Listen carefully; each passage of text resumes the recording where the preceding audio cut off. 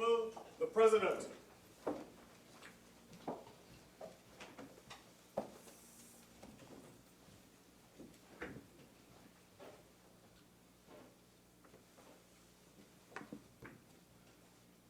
Let us pray. Almighty God, we willingly acknowledge you as the supreme being, most gracious and most merciful. Look down, we beseech you, on us who are members of this Senate, and deign to assist us in the duties that we have to perform on behalf of our beloved country of Trinidad and Tobago. Open our eyes to see the truth, and help us to accept it with all its implications into our lives.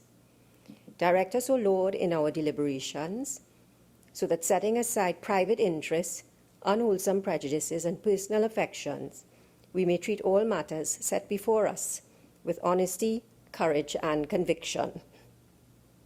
Through all we say and do in this Senate, may we give glory and honor to your holy name, inspire confidence in our fellow citizens, and make a positive contribution to the peace and prosperity of our nation. Amen.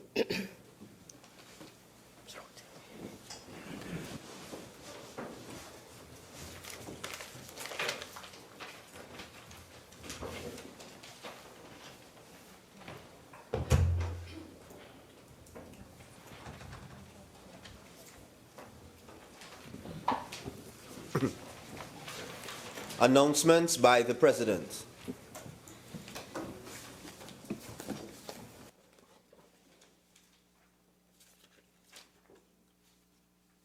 Honorable Senators, I have granted leave of absence to Senator Wade Mark, who is out of the country.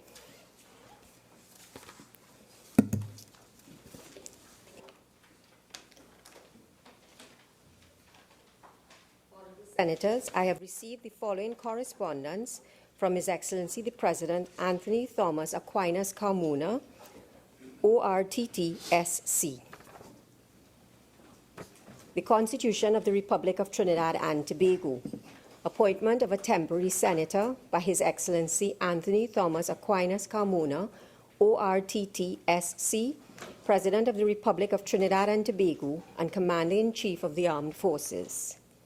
To Ms. Christlyn Moore. Whereas Senator Wade Mark is incapable of performing his duties as a senator by reason of his absence from Trinidad and Tobago. Now, therefore, I, Anthony Thomas Aquinas Carmona, President as aforesaid, in exercise of the power vested in me by Section 44(1)(a) and Section 44(4)(b) of the Constitution of the Republic of Trinidad and Tobago, acting in accordance with the advice of the Leader of the Opposition, do hereby appoint you, Christlyn Moore, to be temporarily a member of the Senate with effect from the 25th of April 2017 and continuing during the absence from Trinidad and Tobago of the said Senator Wade Mark. Given under my hand and the seal of the President of the Republic of Trinidad and Tobago at the Office of the President, St. Anne's, this 25th day of April 2017. Honorable Senators, a senator is required to take the oath.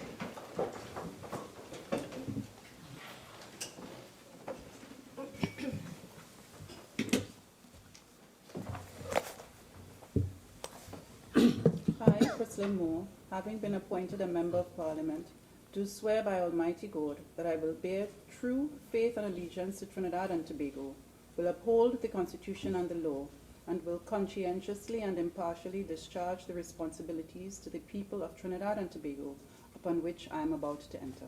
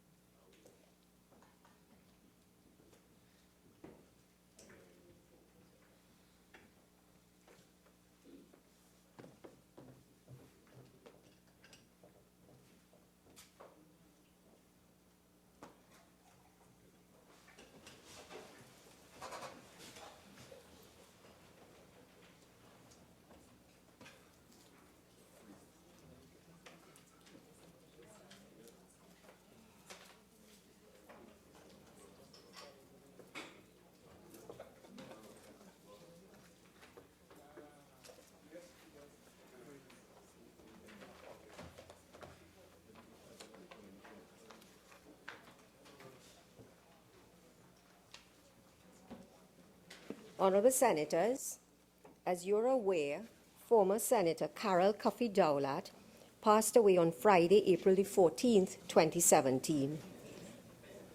I now offer you to pay tributes. Minister of Rural Development and Local Government. Thank you very much, Madam President.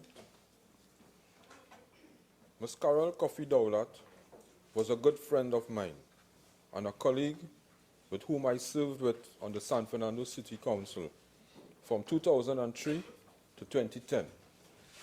I sat next to her at the council where she served as a member for Lazafour East, Lazafour West Laramine, and I served for Lazafour East Sipero. I always admired her for being a team player and a role model. She was the only COP member on the council, but she never let any political or party differences get in the way of helping the people of the city of San Fernando. She was a devoted mother of two sons, Israel and Anderson, both of whom have grown up to be successful young men, an outstanding son of our soil. She was also devoted to the people of Trinidad and Tobago, serving both as a government and opposition senator, a parliamentary secretary in the Ministry of Housing, and a member of multiple state boards. In fact, she was always focused on helping people. She used to take on pro bono legal work so that people who couldn't pay still had a chance at high-quality legal representation. On her radio show with Akash Vani was focused on letting people have a voice. She would discuss national issues with a profound sense of clarity and intellect. Carol was an extremely nationalistic. She promoted our culture with unparalleled enthusiasm, getting involved in preparations for every event, every observance, and every festival. She knew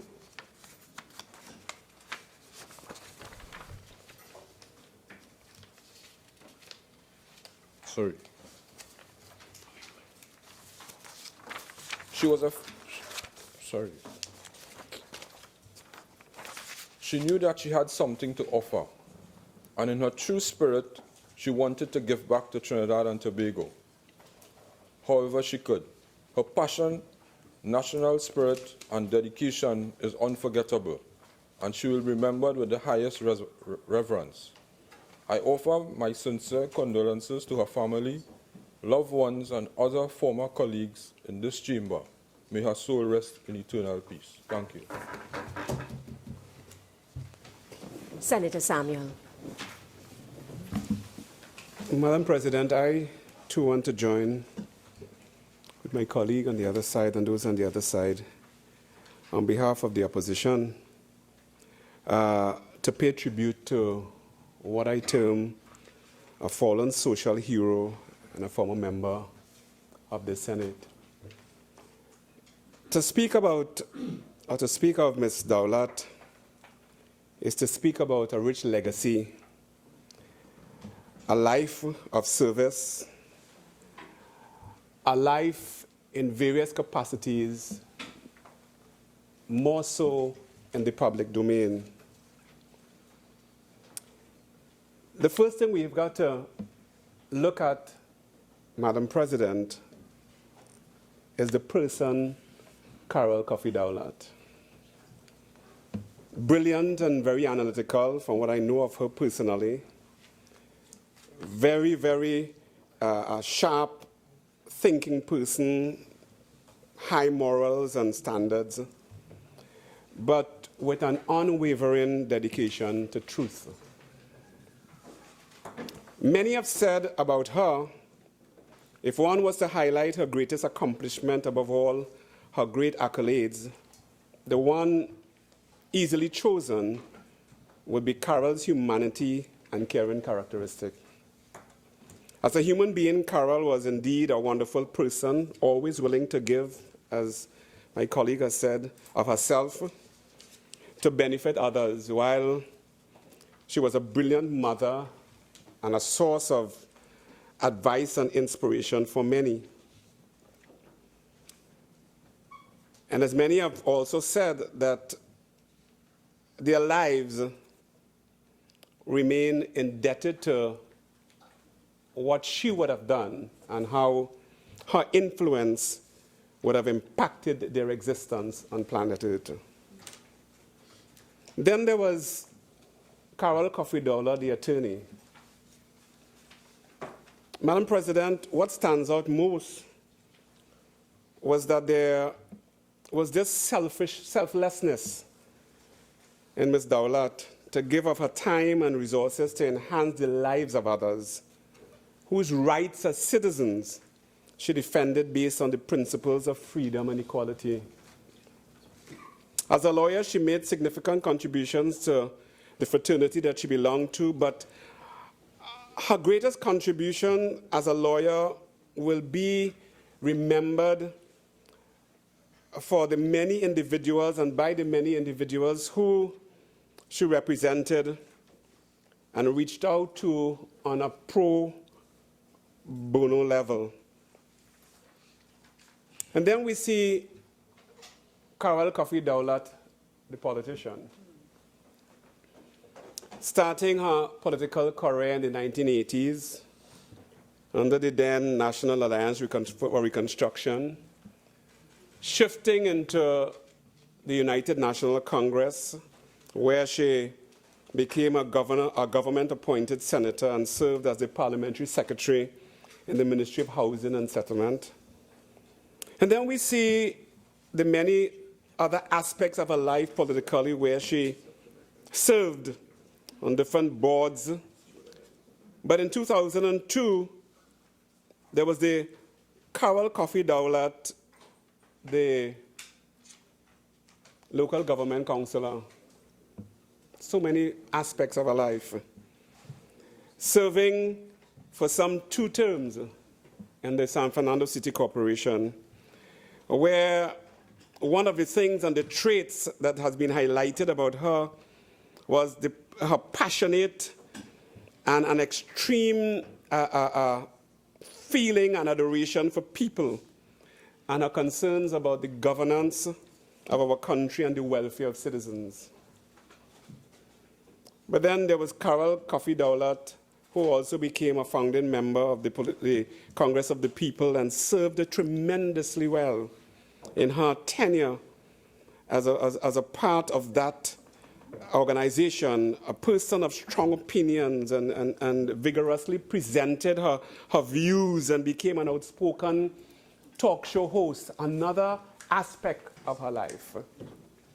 When you think about Ms. Dowlat and what she has done, many people would say today, and it was said by those who attended the funeral, that we have lost a true patriot, a person who loved her country, a person who loved serving, and a person who loved people. Madam President, in the words of Michael Jackson, a song written in the days of Diana, Princess, when she died, Michael Jackson says, like a comet, blazing across the evening sky, gone too soon. Like a rainbow fading in the twinkling of an eye, gone too soon. Shining and sparkly and splendidly bright, here one day, gone one night. Like the loss of sunlight on a cloudy afternoon, gone too soon. Like a castle built upon a sandy beach, gone too soon. Like a perfect flower that is just beyond your reach, gone too soon. Born to amuse, to inspire, to delight, here one day, gone one night. Like a sunset, dying in the rising of the moon, gone too soon. I believe that the life that she lived, though she lived well, she's gone too soon. God bless her and her family.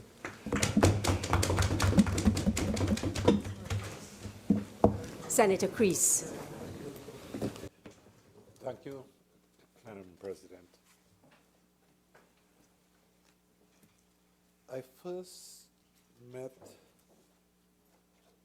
Ms. Cuffy-Dowlat in her capacity as a student activist back on the UWI campus, and then our paths crossed again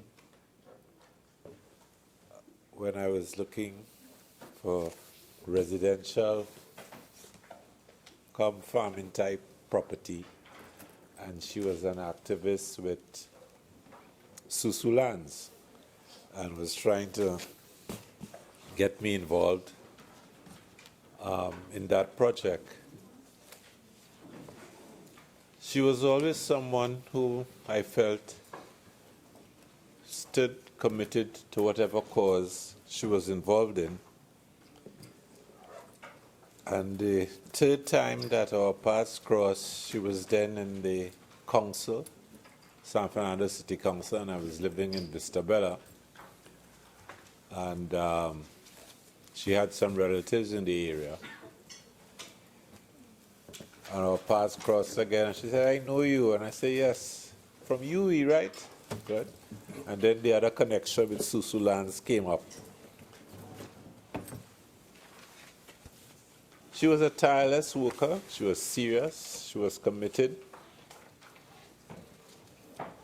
And I think she gave her all in all that she did.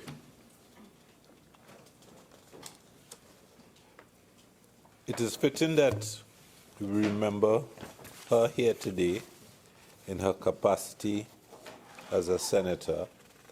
And I think Senator Samuel alluded to the tireless spirit and goodwill which she generated, and that she wasn't the type of lawyer who only worked for fat fees, but gave of her time generously.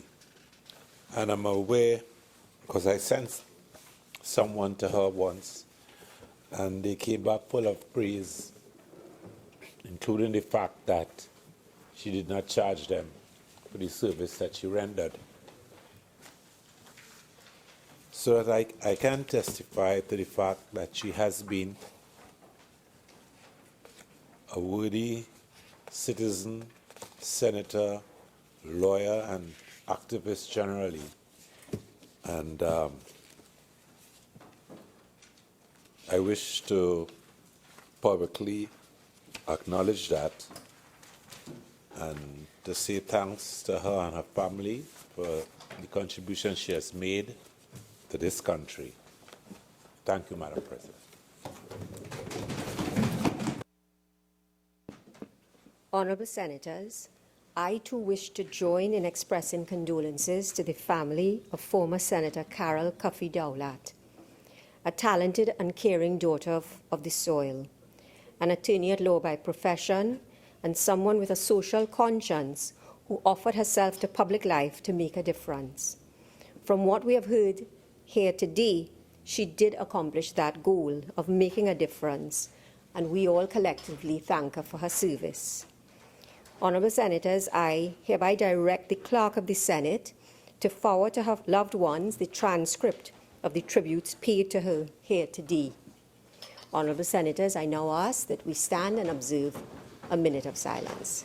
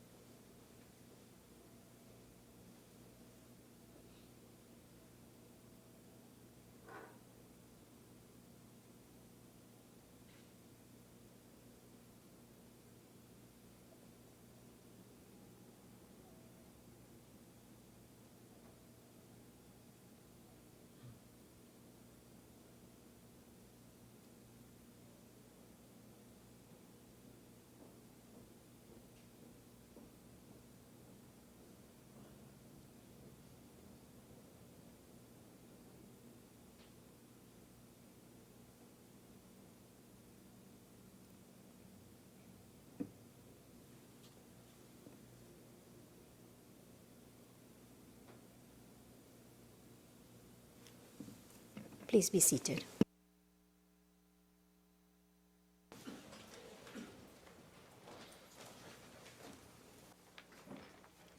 Bills brought from the House of Representatives. An act to amend the Fire Service Act, Chapter 3550, by the Minister of Finance, as it appears on the supplemental order paper.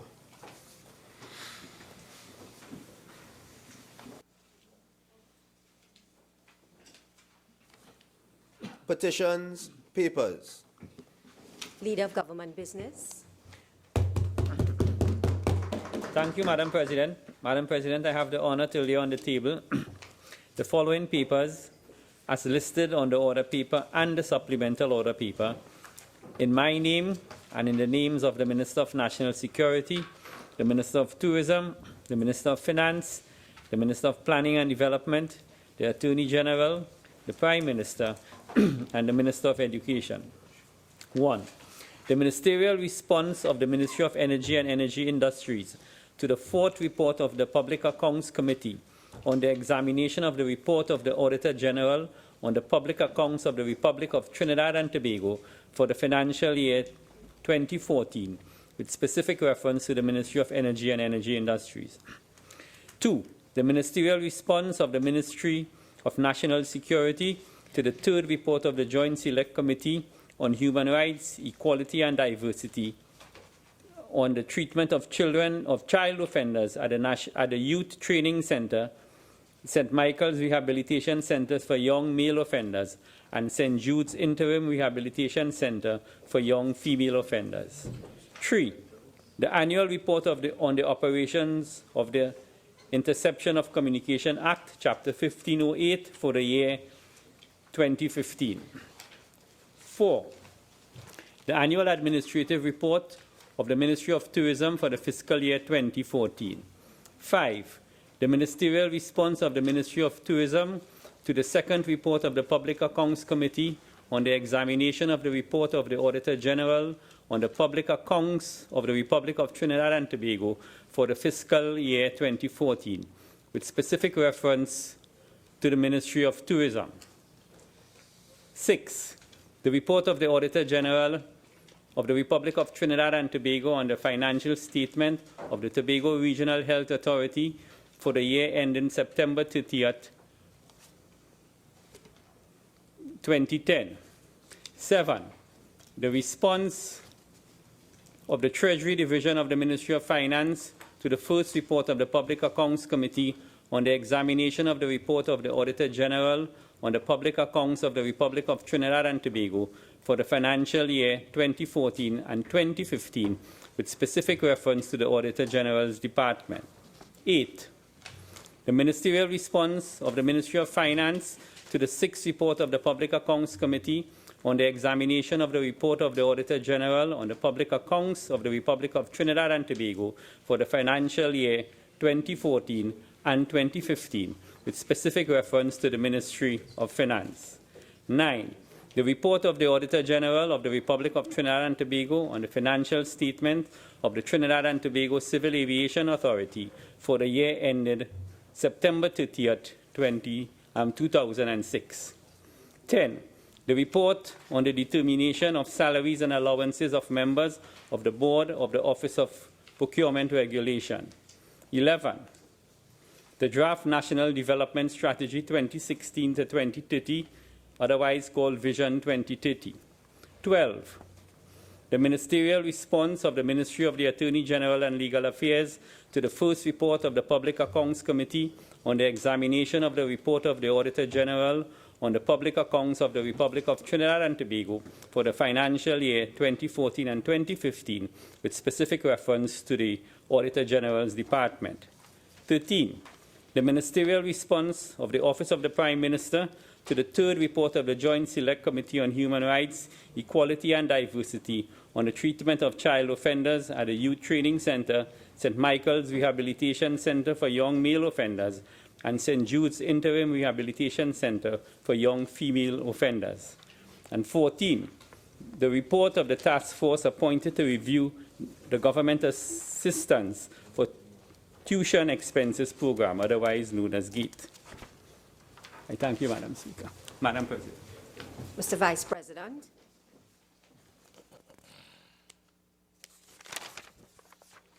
Madam President, I have the honor to lay on the table the following papers as listed on the order paper in my name.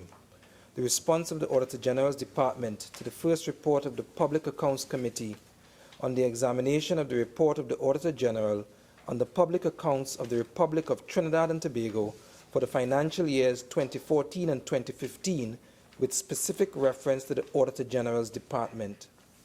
The response of the Personnel Department to the first report of the Public Accounts Committee on the examination of the report of the Auditor General on the public accounts of the Republic of Trinidad and Tobago for the financial years 2014 and 2015, with specific reference to the Auditor General's Department. The 29th Annual Report of the Integrity Commission for the year ended December 31st, 2016.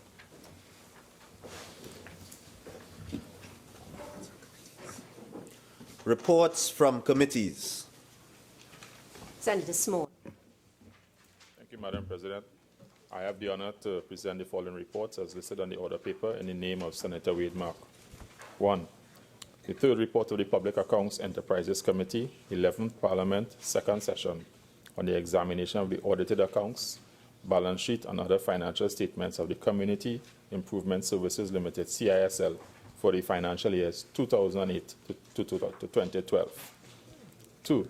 The fourth report of the Public Accounts Enterprises Committee, 11th Parliament, second session, on the examination of audited accounts, balance sheet, and other financial statements of the Community-Based Environmental Protection and Enhancement Program, CPEP, for the financial years 2009-2014. 3. The fifth report of the Public Accounts Enterprises Committee, 11th Parliament, second session, on the examination of the audited accounts, balance sheet, and other financial statements of the Point Lisas Industrial Port Development Corporation Limited, PLIBDECO, for the financial years 2008 to 2015. And 4. The sixth report of the Public Accounts Enterprises Committee, 11th Parliament, second session, on the examination of the audited accounts, balance sheet, and other financial statements of the Trinidad and Tobago Solid Waste Management Company Limited, SWIMCOL, for the financial years 2008 to 2013. Thank you. Urgent questions. Senator Richards. Thank you, Madam President.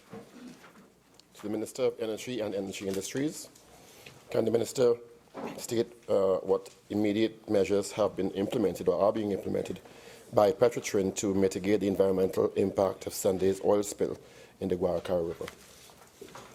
Minister of Energy and Energy Industries, you have 2 minutes. Thank you very much, Madam President.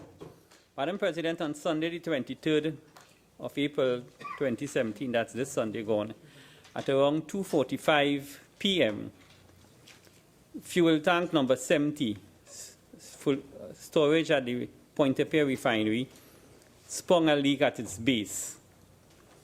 This tank contained 123,850 barrels of fuel oil.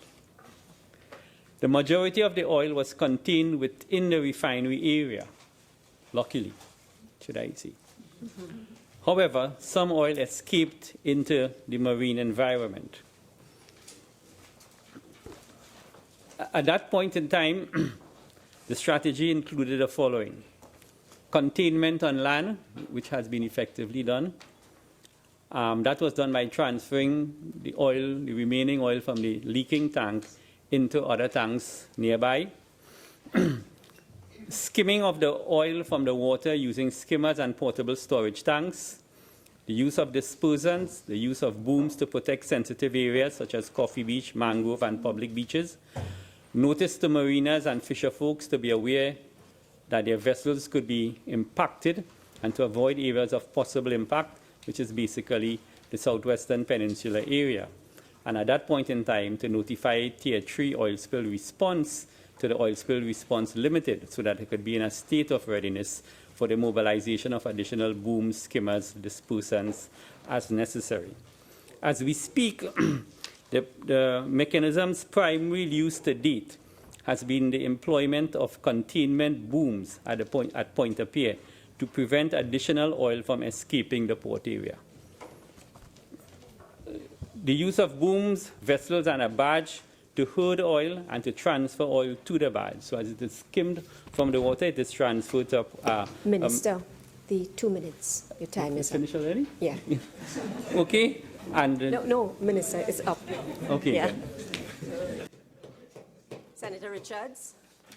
Minister, can you indicate if an assessment has been done to provide information as to whether residents have been affected socially or in terms of their health?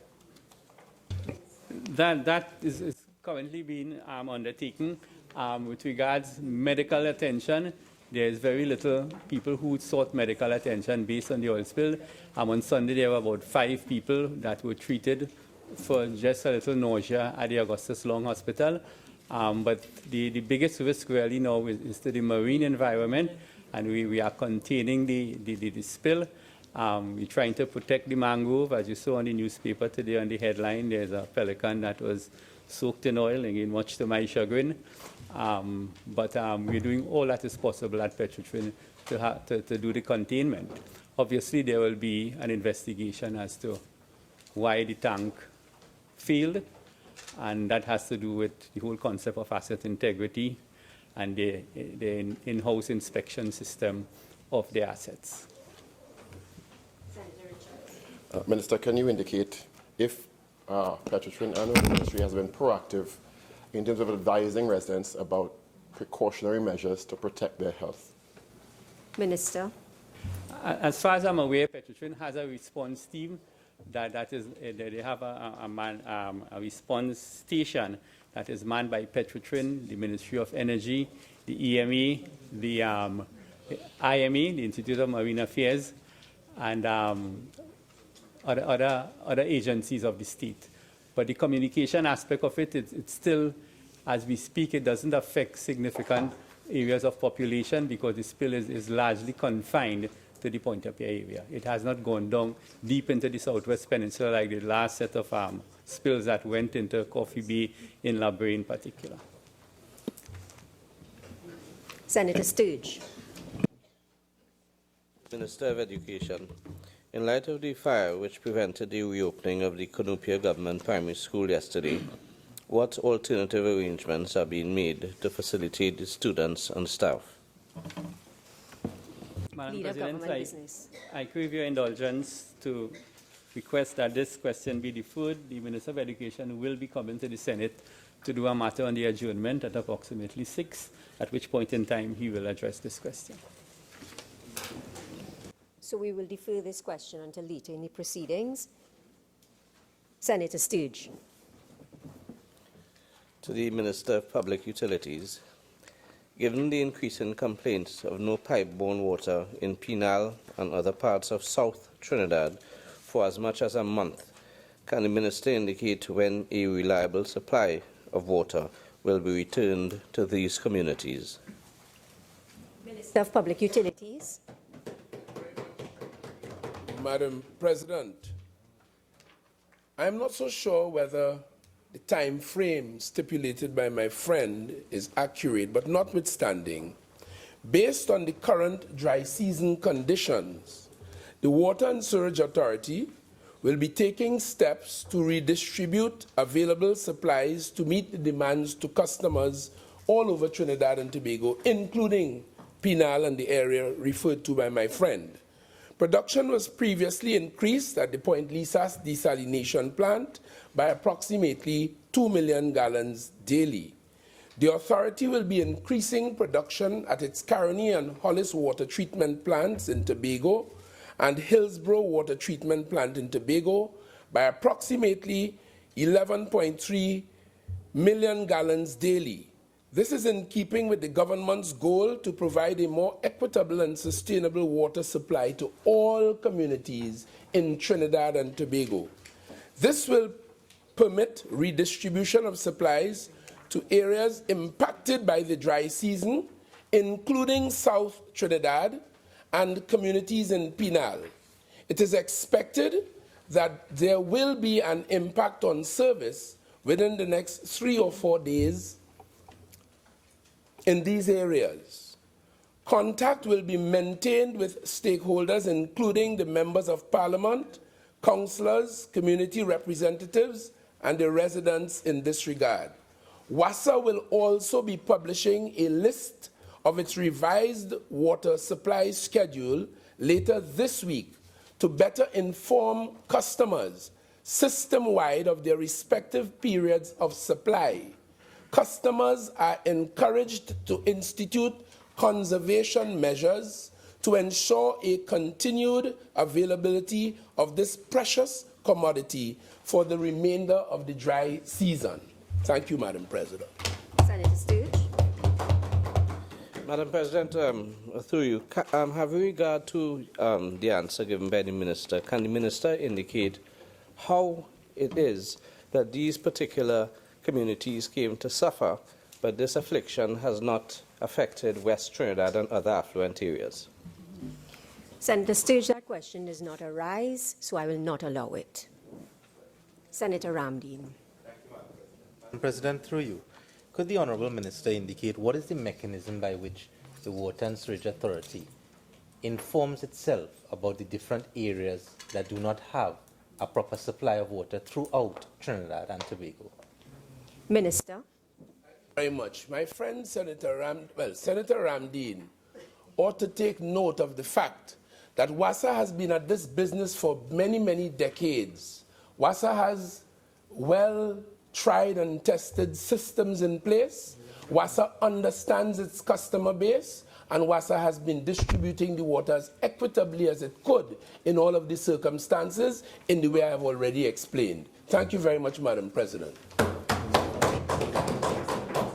No, Senator Ramdeen, only 2 supplementaries are asked.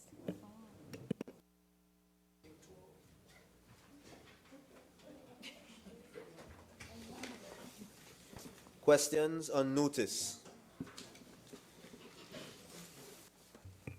Madam President, I would like to inform this House that the government is in a position to answer all questions except question 36, which will be answered at the next sitting.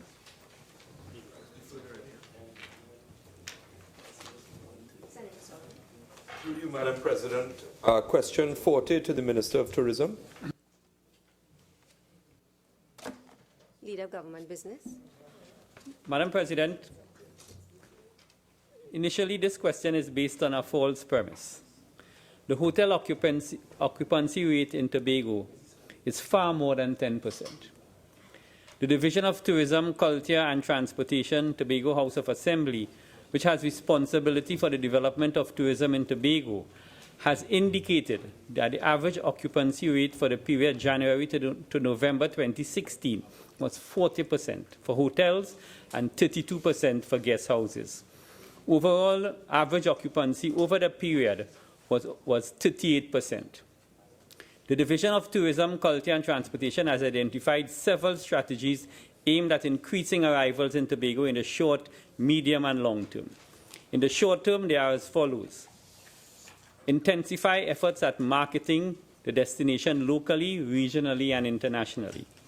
Implement the Sustainable Tobago Tourism Dashboard, which is aimed at providing policymakers with timely data on the international best practices, travel trends, and market intelligence. 3, continue discussion with Caribbean Airlines towards providing a more reliable domestic air bridge. 4, introduce new product offerings and experiences to increase the destination competitiveness. New products proposed for implementation include canopy tours of Mainridge, the Scarborough Heritage Trail Project, development and enhancement of Fort King George, and the refurbishment of the Fine Arts Center and Museum. 5, re-establish the Victim Support Unit to provide support for visitors affected by unfortunate or unforeseen circumstances. 6, collaborate with the Trinidad and Tobago Police Service to formulate strategies to allow for a safe and secure environment for visitors and locals. And 7, to continue to engage airlift service providers with respect to increasing airlift to Tobago, specifically direct to Crown Point, probably which is the most important. And 8, engage the International Air Transport Association, IATA, and Airport Authority with respect to a smooth transition from travelers destined for Tobago. That is good connection from Puyaku onto Tobago. On the medium term, the Division of Tourism plans to establish a Tourism Development Authority to construct new beach facilities at Pirates Bay, Englishman's Bay, and Petite Trou. The creation of new onshore excursion products such as Go to Race experience and the expansion of the Pan Theatre experience. 4, operationalization of the Rockley Bay Research Project. 5, establishment of an integrated facility at Fort King George. 6, review of the legislation and framework governing tourism incentives. 7, increase local and foreign direct investment. 8, continue negotiations for the construction of the proposed new airport terminal to facilitate international arrivals on the island. Construction of a desalination plant. Collaboration with the Tourism Development Company on the Visitor Relations Management System project. And for the long term, Madam President, the Division of Tourism and Culture plans to continue marketing the destination locally, regionally, and internationally.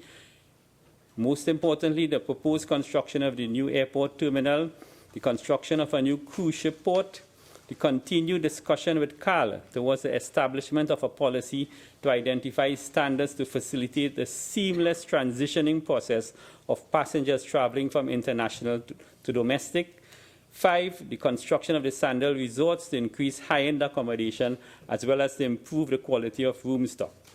Madam President, the Ministry of Tourism will continue to work with its partners in the Department of Tourism in Tobago towards creating sustainable year-round tourism activity aimed at improving the visitor experience and thereby increasing arrivals of new and repeat visitors to the destination of Tobago and Trinidad. Senator Moore. Madam President. Having regard to the strategies outlined for the short, medium, and long term, can the Honourable Minister say what strides have been made or what percentage of these goals have been achieved over the last 18 months? Minister. Well, they are all being achieved in various proportions. I cannot say specifically because there are a lot of incentives I have outlined there.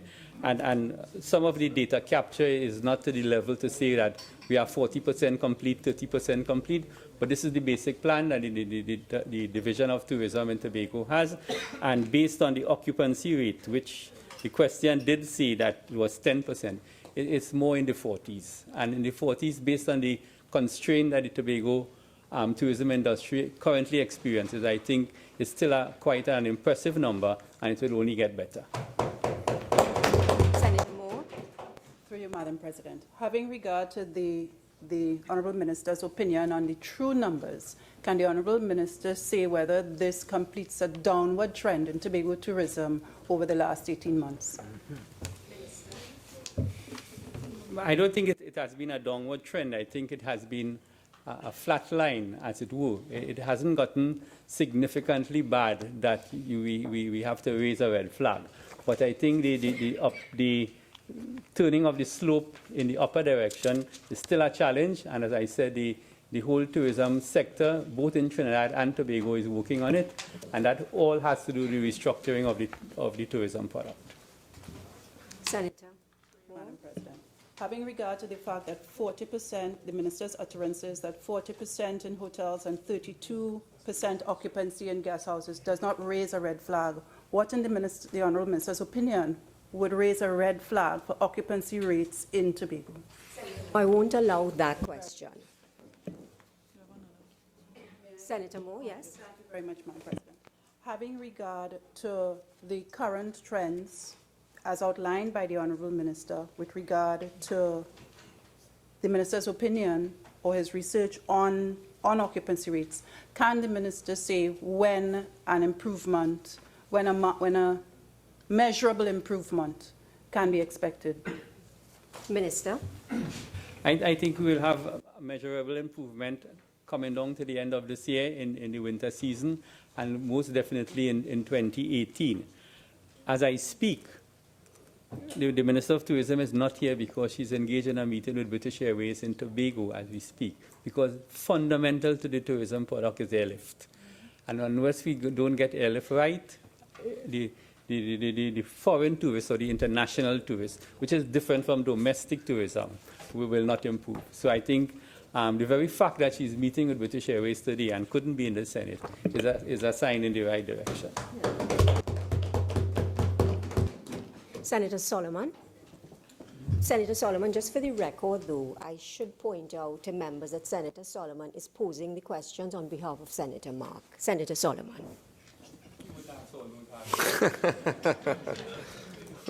You're lucky I get away. Question number 40 to the Minister of Tourism, through you, Madam President. No, you've asked. Sorry, 41. Honorable Attorney General. Madam President, in answer to Part A of the question, the total number of persons on death row currently stands as of April 24, 2017 at 37. With respect to Part B of the question, as to how many persons fall within the rule of Pratt and Morgan, the answer to that is 12. In answer to Part C, it is necessary to put onto the record again, having answered a similar question just very recently, that there are 3 steps of approach towards managing the criminal justice system as it relates to implementing the death penalty. The first is, of course, that you have a high court matter where conviction may be given. Secondly is that you're, of course, entitled to appeal that to the Court of Appeal. After appeal to the Court of Appeal, then to the Privy Council, and then lastly to the Inter-American Commission on Human Rights. Regrettably, the data from the period 2006 come forward, and in particular that standing from 2011 to date, July 17, 2015, shows that the appellate process in particular has been the stumbling block to the implementation of the death penalty. One notes from the data standing under the last government that of the 37 people on death row, 29 of them have had consideration by the last government. And of that 29, 6 of them were met with a conclusion of appeal at the Privy Council, just at the 5-year marker, with the then track having to run on the Inter-American Commission on Human Rights.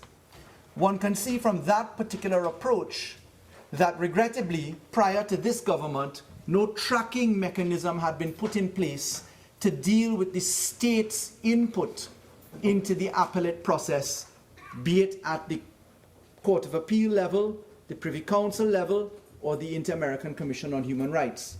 In those circumstances, recognizing the terrible record that stood, in particular if one moves backward from July 2015, it was important to implement, and this government has implemented, a tracking mechanism for every single file, for every single person who stands convicted to be hanged in accordance with the laws of Trinidad and Tobago.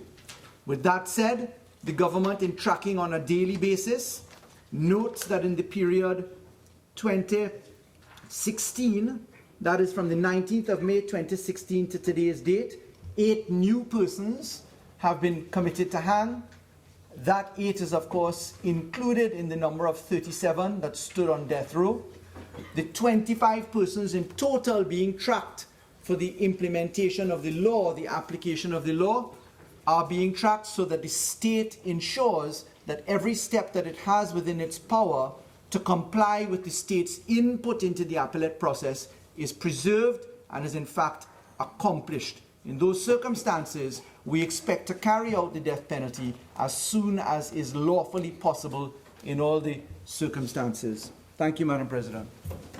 Senator Ramdi. Madam President, through you to the Honorable Attorney General.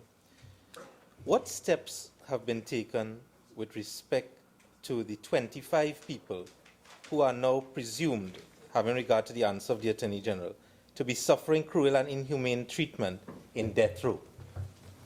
Honorable Attorney General. Well, Madam President, most respectfully, I cannot offer a presumption. The presumption at law has been applied because Pratt and Morgan itself says that awaiting an appellate time for over 5 years, having had the conviction of death imposed upon you, is cruel and unusual punishment.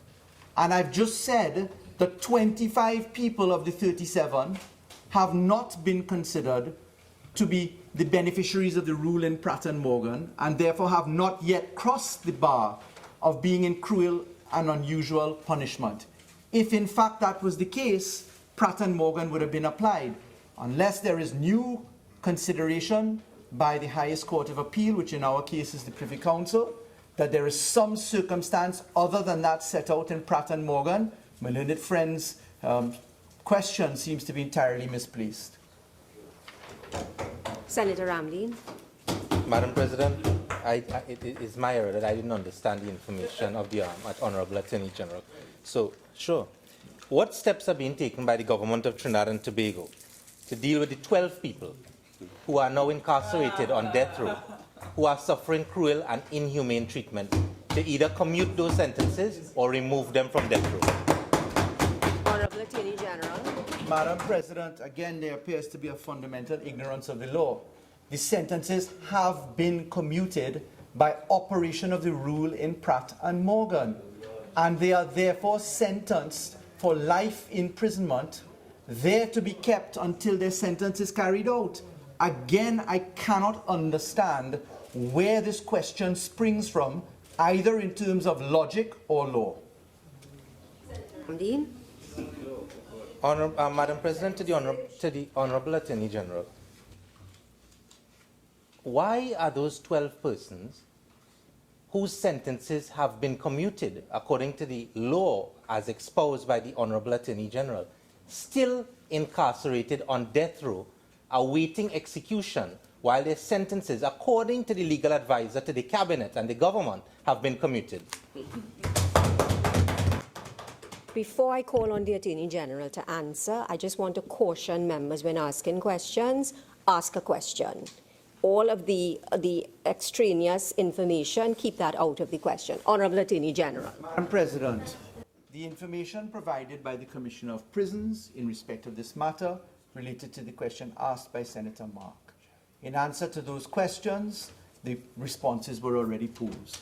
The fact is that the listing and labeling of persons upon death row is certainly not consonant with whether the execution is going to be carried out or not. The answer to the question is, as already noted on the record, that 12 people have had their sentences commuted to life imprisonment.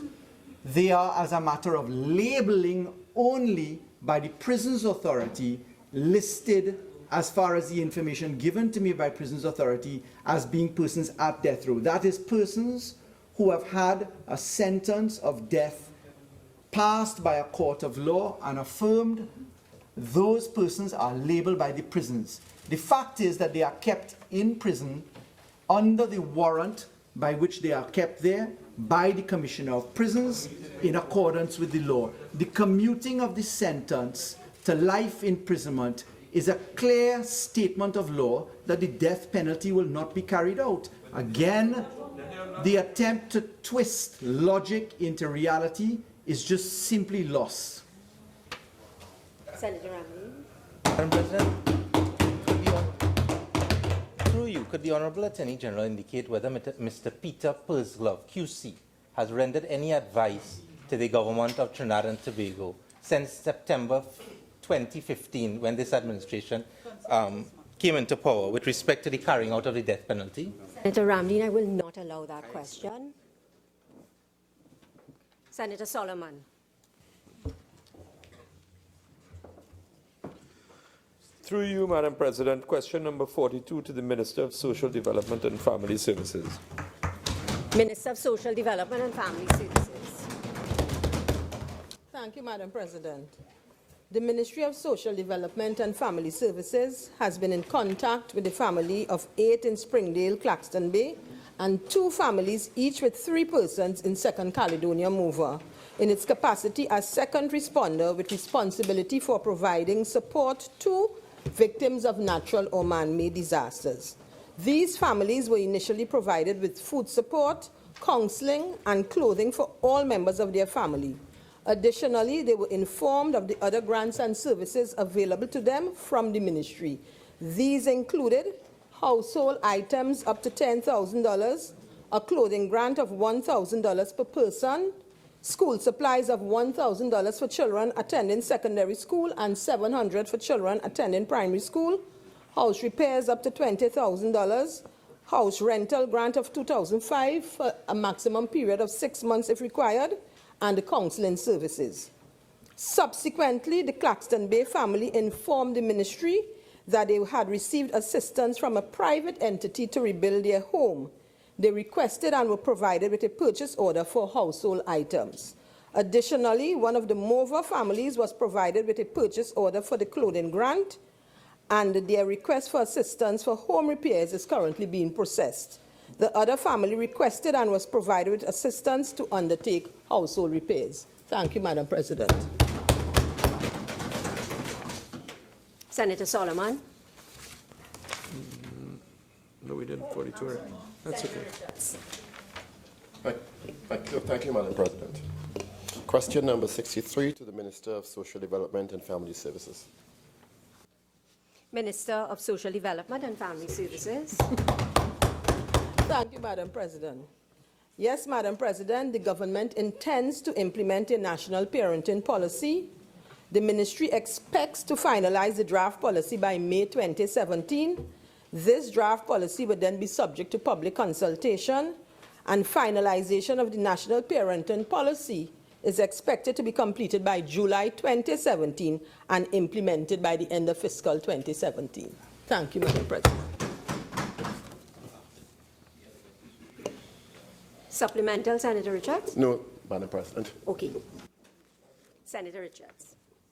Thank you again, Madam President. Question number 64 to the Prime Minister. Minister. Madam President, the Children's Authority is governed by all existing laws which aim to ensure the accountability of state agencies. In addition, at Section 21 of the Children's Authority Act, it states that the minister may give in writing general or special directions to the board on policy matters in the exercise of its duties and powers of the Act, which the authority shall follow. In May of 2016, the Children's Authority was provided with a document entitled General Guidelines to Oversee the Relationship between the Office of the Prime Minister, Gender and Child Affairs, and the Children's Authority of Trinidad and Tobago. This document established an oversight role for the minister and outlined the reporting relationship between both entities. The guidelines also specify the need for the authority to provide the following information and documents to the Office of the Prime Minister. For general oversight, the authority is required to submit monthly board minutes, monthly reports on the authority's financial disbursements, the roster of names of children and their ages who qualify for monthly upkeep, financial contributions received from external bodies or institutions.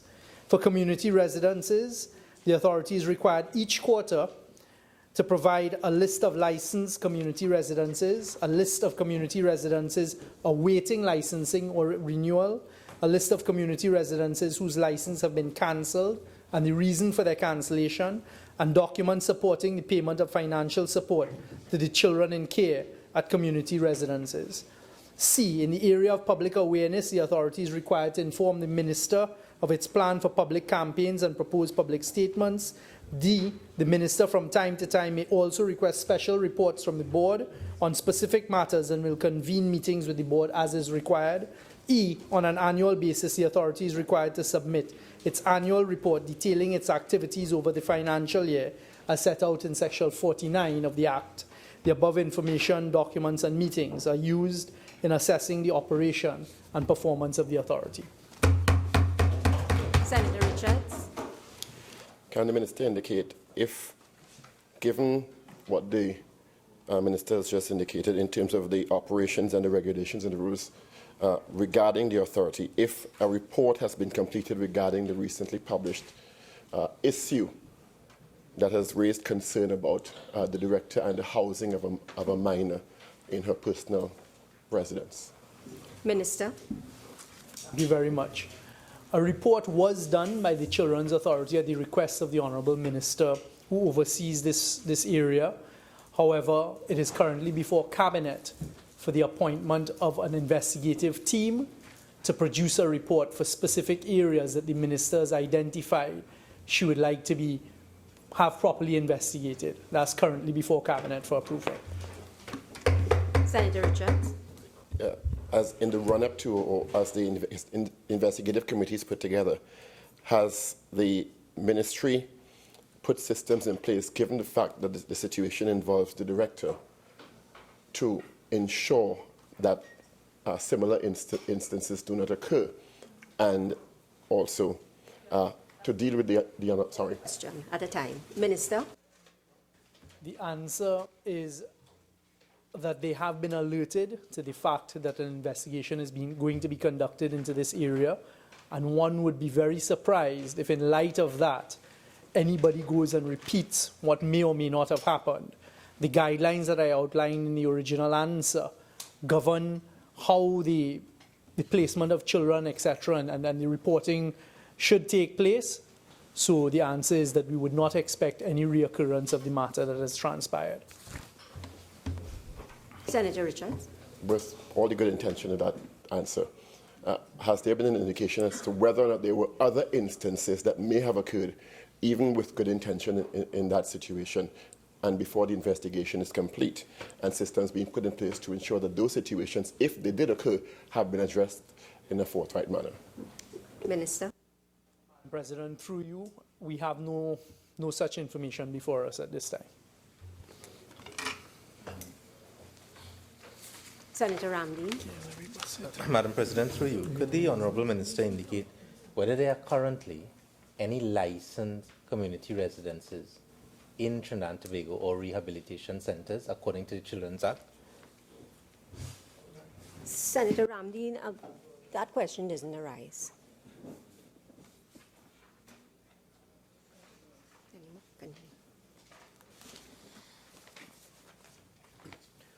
Requests for leave to move the adjournment of the Senate on definite matters of urgent public importance.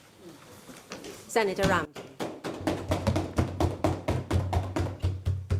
Madam President, I seek your leave to move the adjournment of the Senate today under Standing Order 16 for the purpose of discussing a definite matter of urgent public importance.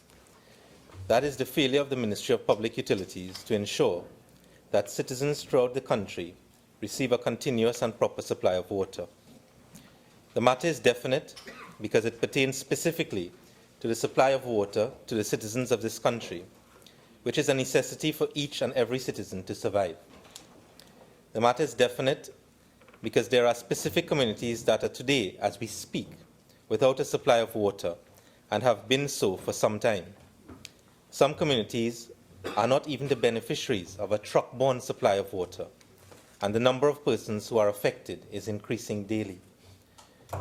Water is life, and it is currently said that we cannot survive without water. The matter is urgent because without a proper supply of water, citizens' lives will be affected in an indescribable way. It is urgent because the Meteorological Office has issued warnings to the citizens of the increase in temperatures, which can be hazardous to health, especially for persons who may be particularly vulnerable, such as older people with long-term or serious illnesses and young persons, and these people need and require proper and constant supply of water. Persons are unable to go to work, and businesses are being seriously affected by the failure to have a proper supply of water.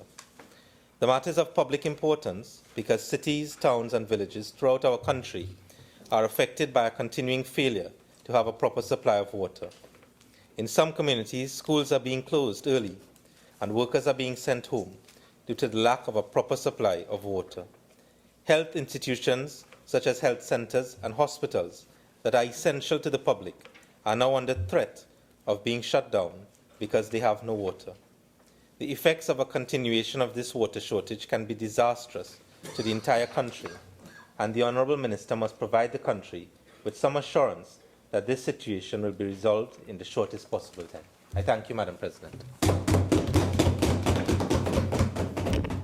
Honourable Senators, I have considered the motion of Senator Ramdeen, and I am satisfied that this matter qualifies to be raised as a definite matter of urgent public importance. The matter requires the leave of the Senate. Is the Senate prepared to grant such leave?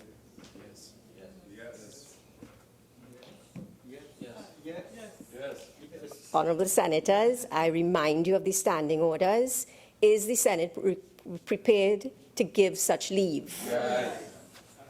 Therefore, Honourable Senators, leave having been granted in accordance with Standing Order 16.5, the debate on this motion will stand over until 6 p.m. today.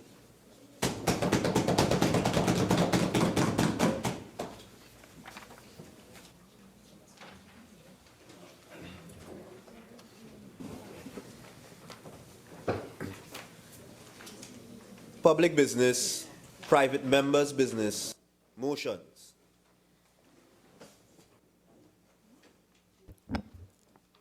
Honourable Senators, the debate on the following motion, which was in progress when the Senate adjourned on March 28, 2017, will be resumed. Be it resolved that this Senate take note of the increasing and unacceptable levels of violent crimes in Trinidad and Tobago, and be it further resolved that this Senate call on the government to take all immediate and necessary steps in the shortest possible time to deal with the unacceptable crime level facing the citizenry of Trinidad and Tobago. Honourable Senators, the Senators who have spoken on this matter are as follows. Senator Wade Sturge, who is the mover of the motion. Honourable Major General Retired Edmund Dillon, MP, the Minister of National Security. Senator Dr. Daneshwar Mahabir, Senator Wade Mark, Senator W. Michael Coppin, Senator Stephen Creese, Senator Gerald Ramdeen.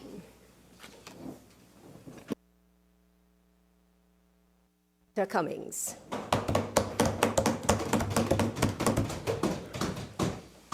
Thank you, Madam President, for the opportunity to join this debate on a motion moved by Senator Wayne Sturge, which was introduced on the 14th of February 2017.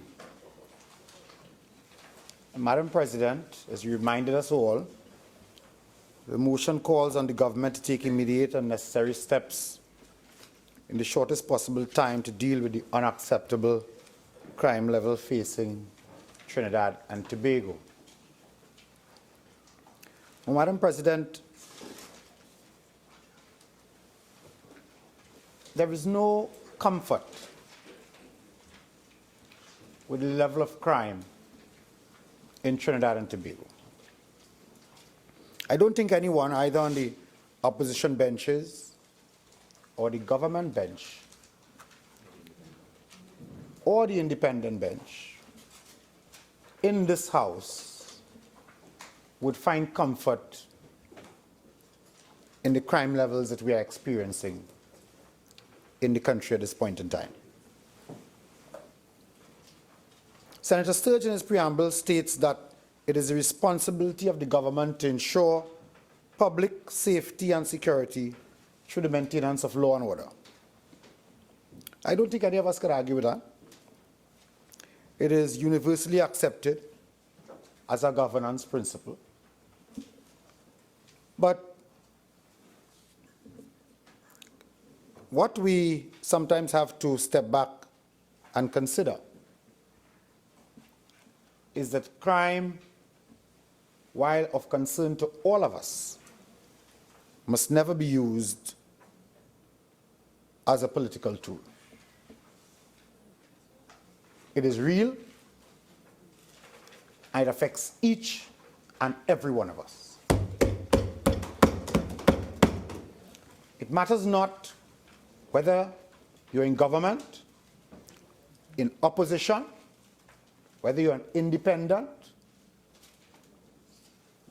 All the citizens of Trinidad and Tobago are affected by crime, and we all have a responsibility to make sure that we do not experience the level of crime that we are experiencing right now.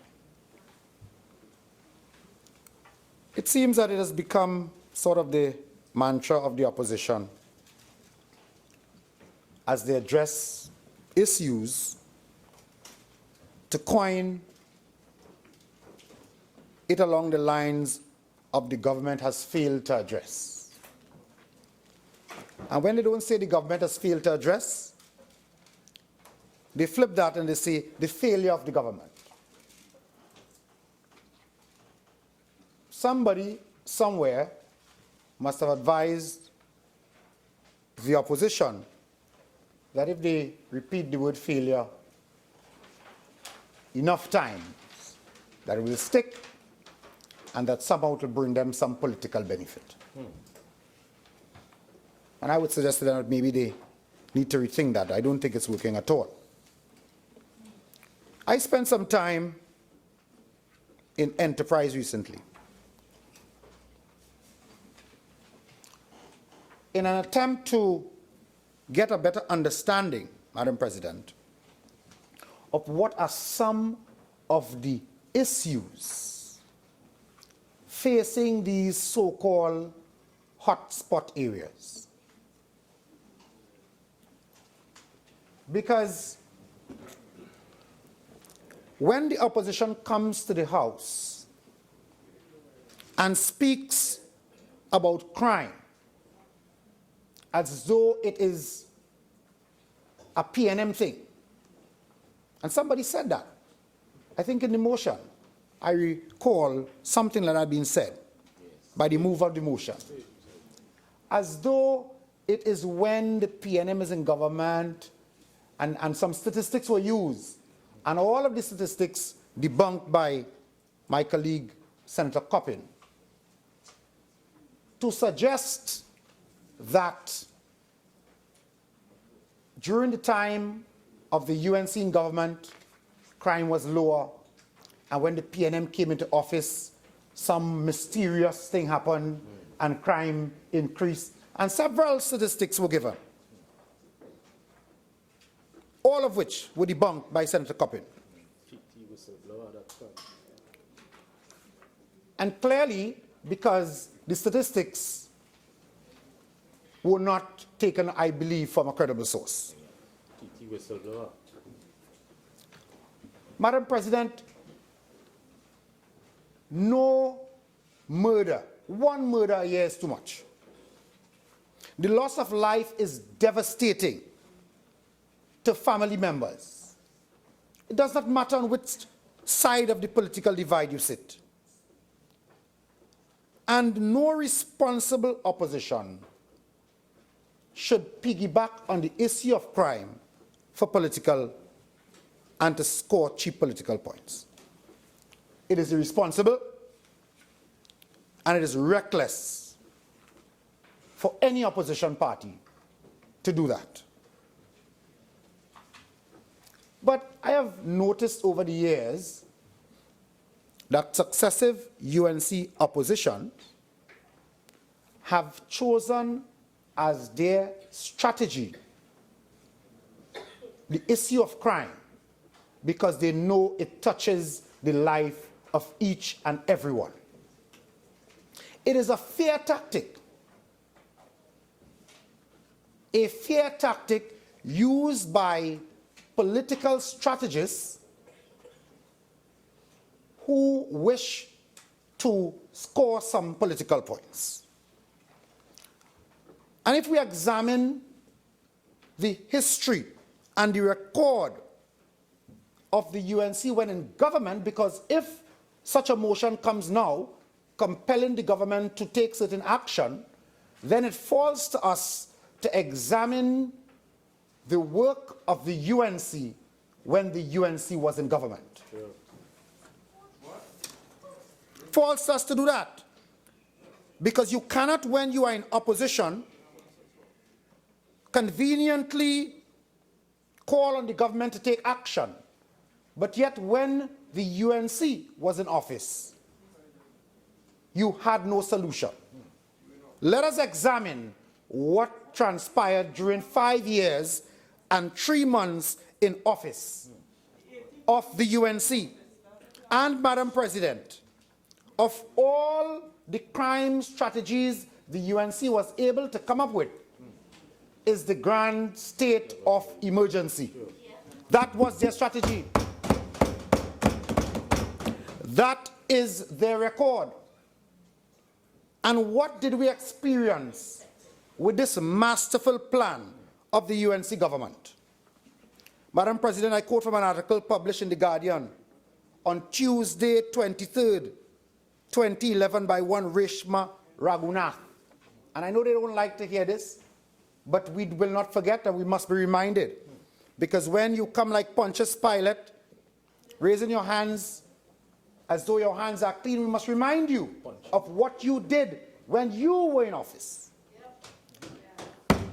And Reshma Raghunath, and I quote, in an open declaration of war on crime, Prime Minister Kamla Persad-Bissessar has announced the institution of a limited state of emergency in several areas deemed as crime hotspots. Effective as of midnight last night, Persad-Bissessar, after an emergency meeting with members of her cabinet at her private residence in Philippine San Fernando, said that the limited state of emergency will take effect from midnight tonight. The Prime Minister, speaking briefly with reporters after the briefing, said that 11 murders in one day was the breaking point for the government. She dismissed the notion that crime was out of control. Madam President, point of order 46.1. We are here to debate about this government and what they are doing about crime now.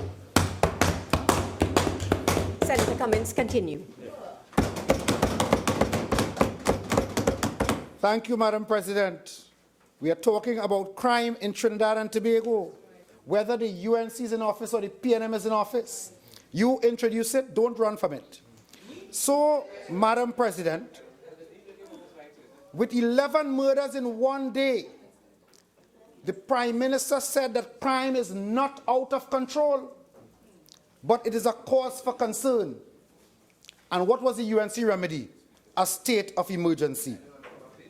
They hounded and they arrested by the hundreds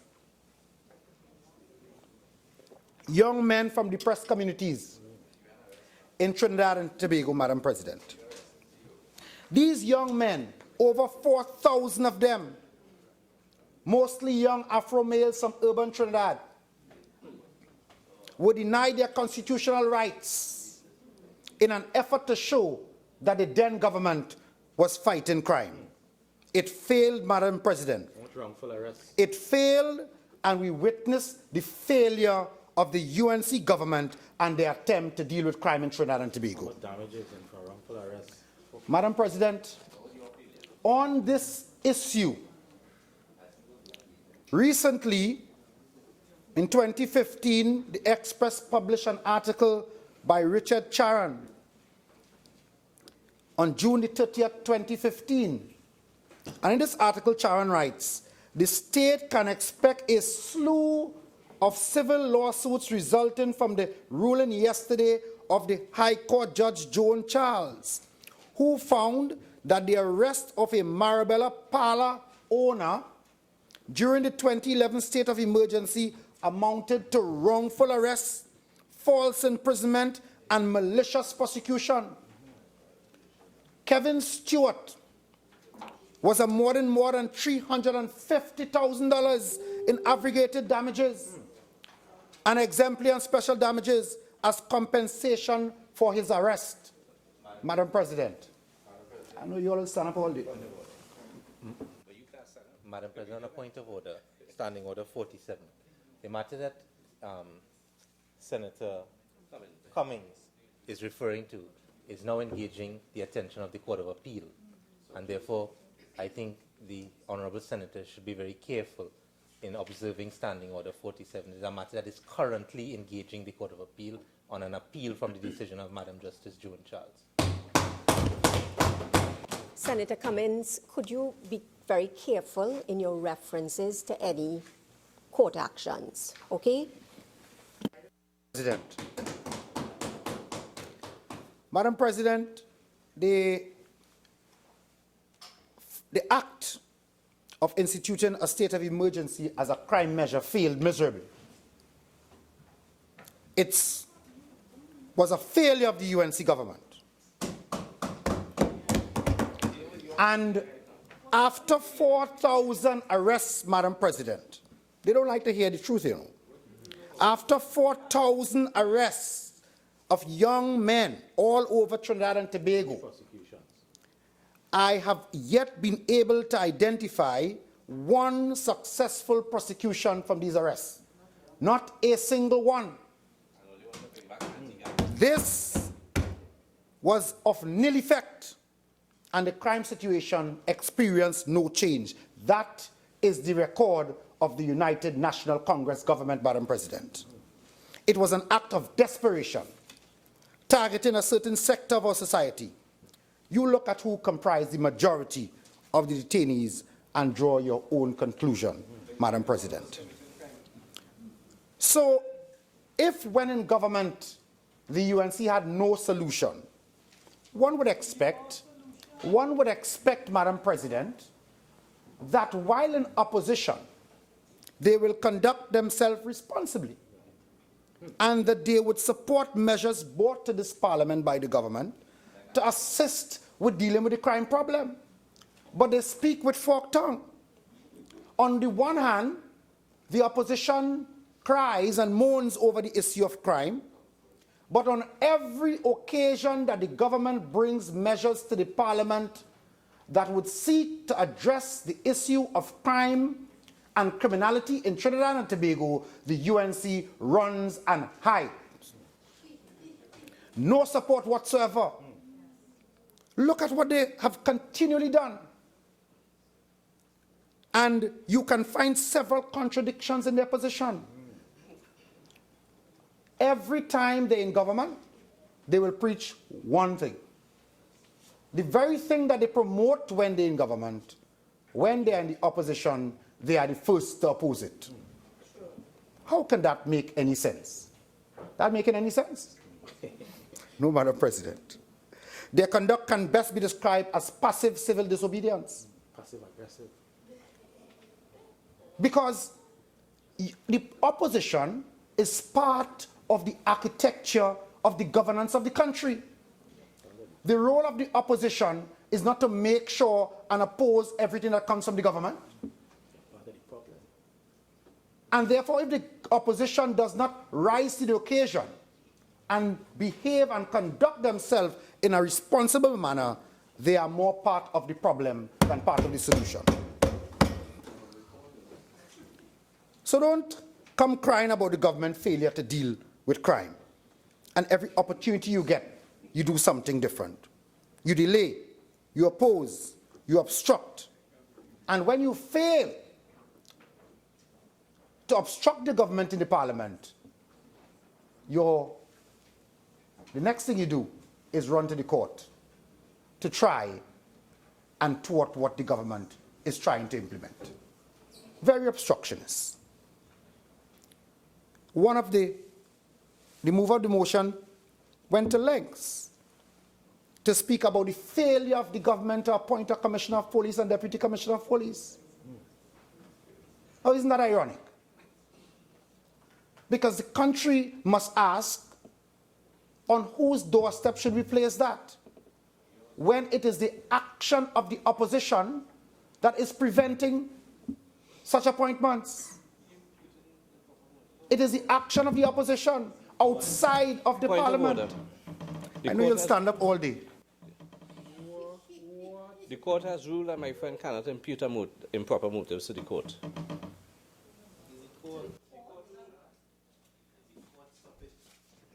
I'm sorry, I did not hear what Senator Cummings said, but Senator Cummings, if it is that you are questioning a decision of the court, then you should stay clear of that. But I must see that I'm sorry, I was engaged in another matter. Okay? Senator Cummings, continue. Madam President, I assure you that I will not ever question the decision of the courts. But I am questioning the conduct of the UNC opposition. the UNC is standing in the way of development in this country? It is clear. They're irresponsible opposition. Very irresponsible. The founder of the UNC, Honorable Basdev Pandey, in his retirement, must be a very sad man at this point in time. When he looks at what has become of the party that he founded, he must be very sad at this point in time.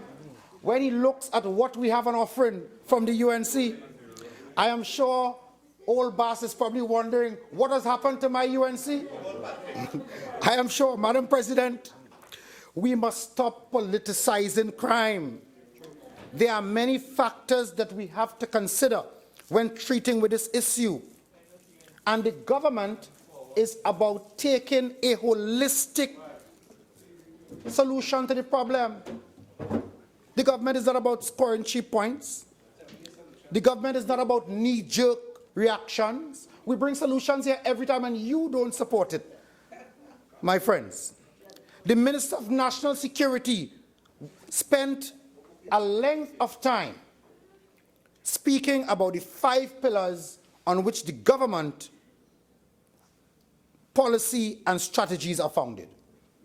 He spoke about prediction, he spoke about deterrence, he talked about detection, he spoke about prosecution, he spoke about rehabilitation. But I know that you were too busy, consumed with yourself, to listen to what the Minister of National Security had to say. Had you paid attention to his contribution, you would not be asking me what the government is doing. He was clear, he was concise, and articulate in giving what the government's position is. He spoke about the prediction pillar, which involves the intelligence gathering and the intelligence capability of the state. He was at length on that matter. He spoke about deterrence, which involves the presence of the security forces on the streets and the patrols, and the work that we must do from the community up in order to move our young people to more productive activities and a life away from crime. The solution to crime does not rest with any single politician. It must come from the community up. We all have a responsibility.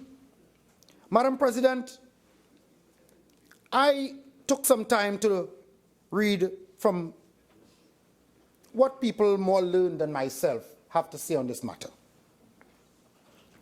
And I came across an article published by one Abe Luke in The Guardian of October 4, 2011. In an interview with criminologist Renee Cummings. And Ms. Cummings, no relation to the speaker, no relation, said in this interview, and I quote Senator Sturge, while crackdowns on crime, coercive interventions, and muscular measures often receives popular public support because of high law enforcement visibility, the research shows that such results are often temporary and tenuous. And she goes further, Ms. Cummings, that is. Deterrence, she said, will only be achieved when punishment is certain, swift, and severe. And I agree wholeheartedly with the writer, Ms. criminologist Renee Cummings. She goes further. The police must catch the criminals. The courts must administer justice in real time. And the prisons must punish and rehabilitate. What is missing nationally, Ms. Cummings says, is social regulation. Deterrence must be retailed with programming that taps into an individual's internal motivator to obey the law because lawlessness has become a national pastime. And Madam President, we have so many examples of lawlessness. If you go to Tobago and you cuss out the staff, that's lawlessness. You know, I saw a report on the... Senator Cummings, continue, please. Thank you, Madam President. That touched somebody. It starts with self, Madam President. We have a society that does not pay attention to the laws of the country.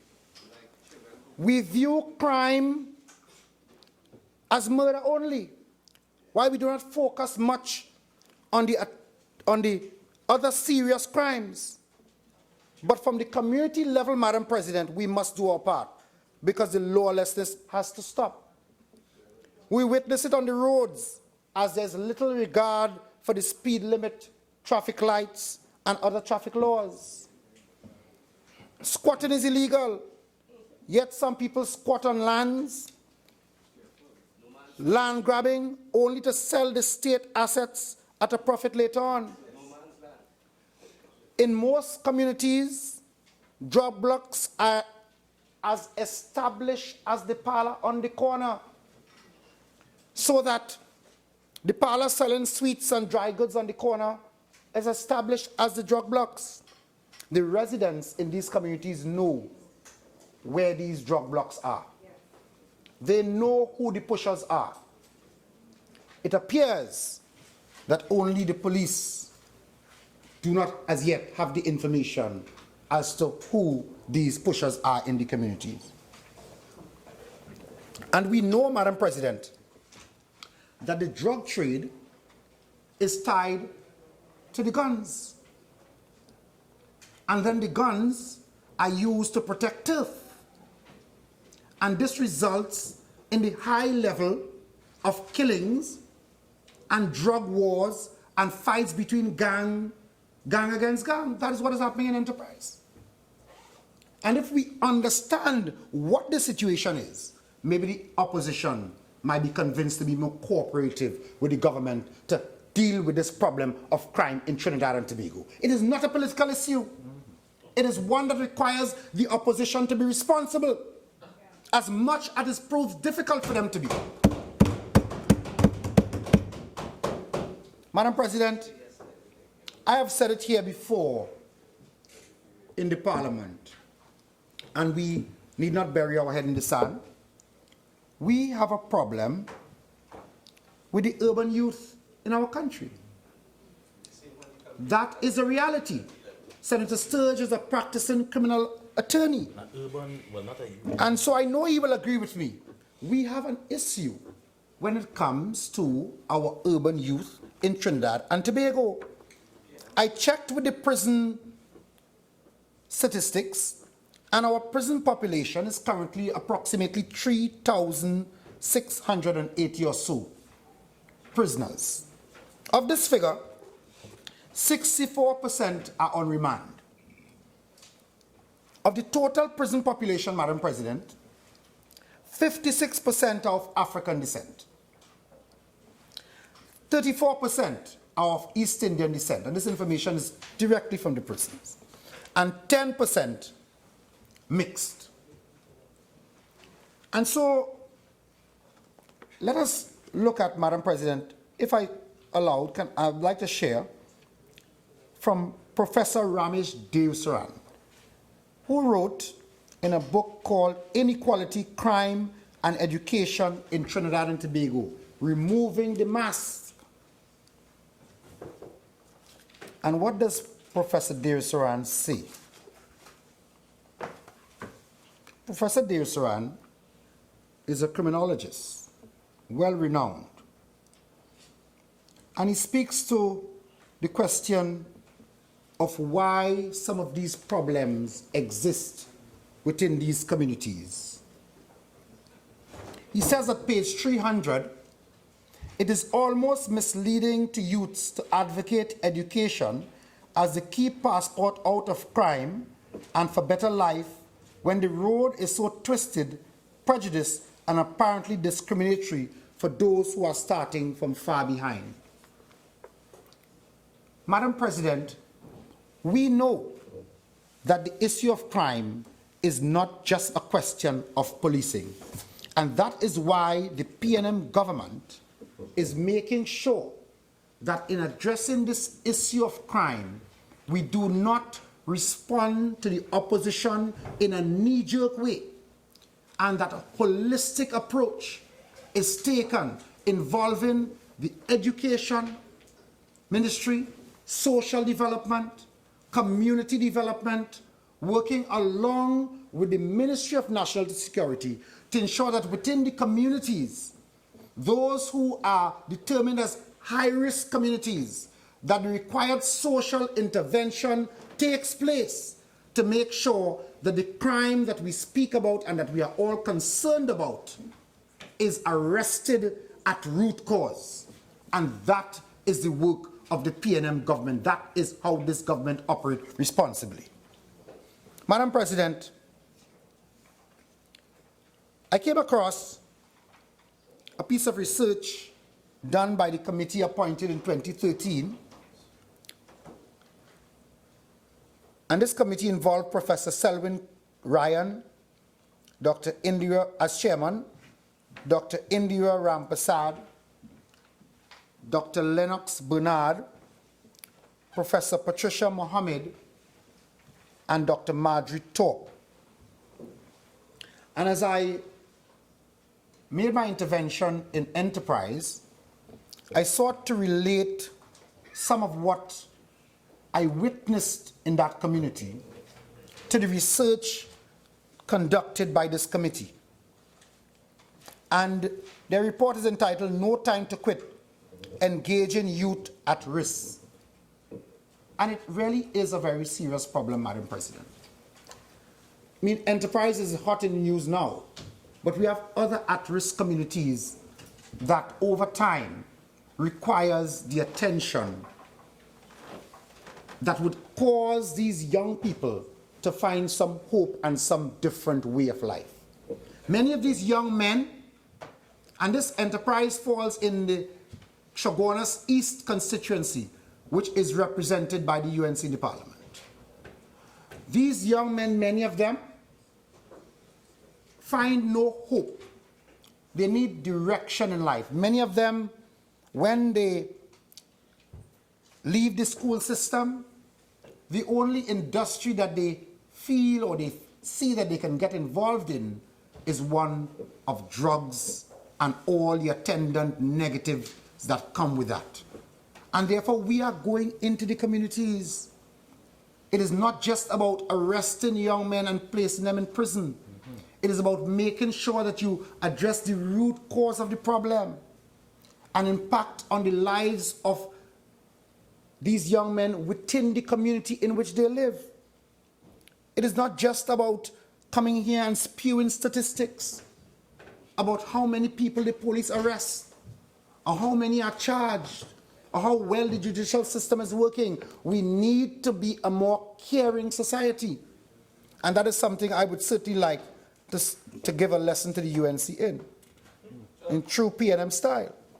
You can come to class next week Saturday with your pencils and your book bag and learn how it is to really care about people. We can teach you that.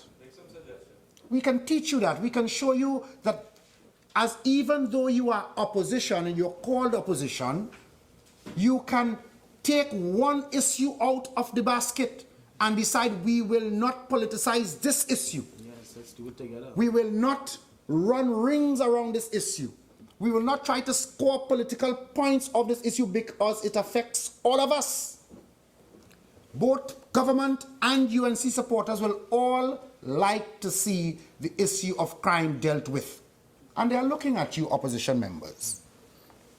I know sometimes you have to vote according to the whip, but you live here in Trinidad and Tobago. We work here in Trinidad and Tobago. And we understand what are some of the challenges we face here. So that when we have an opportunity to make real and meaningful change, let us grasp that opportunity. Show Trinidad and Tobago that you can make a difference. Show the Commonwealth that you can make a difference. Show that you are not only interested in coming and bringing a motion because you want to show up the government in a bad light. Show that you are serious, and the next measure that comes to the parliament piloted by the Attorney General of Trinidad and Tobago to deal with serious crimes in this country, as a responsible opposition, support the measures of the government. Madam President, the committee, and it makes good reading, I will suggest it to the opposition because they appointed the committee. I don't think they read the report. This committee was appointed in 2013. I think it was the UNC that was in government at the time. And I don't know what they did with the report. But I will print a copy and pass it to the opposition so that the next motion they bring will be more informed. And when the committee clearly did not read the report, Madam President. Clearly they did not read the report. If they had read the report, the structure, the very structure of this motion would have been different. Would have spoken to collaborative effort. But instead, the motion took the angle of beat the government, beat the government, beat the government, no responsibility on the side of the opposition. When they read this report, which identify hotspots, and what does the report say about a hotspot? That a crime hotspot is generally defined as an area containing dense clusters of criminal incidents, and it may also extend to an area adjacent to one where criminal activity is geographically concentrated. Senator Cummings, you have 5 more minutes. Thank you, Madam President. And incidents occur on a frequent and relatively regular basis. I commend to the UNC that they go back and read the report of the committee that they appointed to treat with the issues of crime, and look at the report compiled by Professor Selwyn Ryan and the report that is named No Time to Quit, Engaging Youth at Risk. Because at the end of the day, Madam President, no matter how much we come to the Parliament and posture and put positions that we try to make the other side look bad, I mean, it is, our system is somehow designed in a confrontational way, but at the end of the day, crime is an issue that affects all of us. And I call on the opposition, as a citizen of this country, to do the responsible thing and not politicize crime. Not politicize crime. I refer the country to the failure of the opposition to support the government on matters that are brought to this Parliament to ensure that we deal with criminality in a serious way. And I hope that in the future, we will see this opposition UNC behaving and conducting themselves in a manner befitting of the office that they hold. I thank you, Madam President.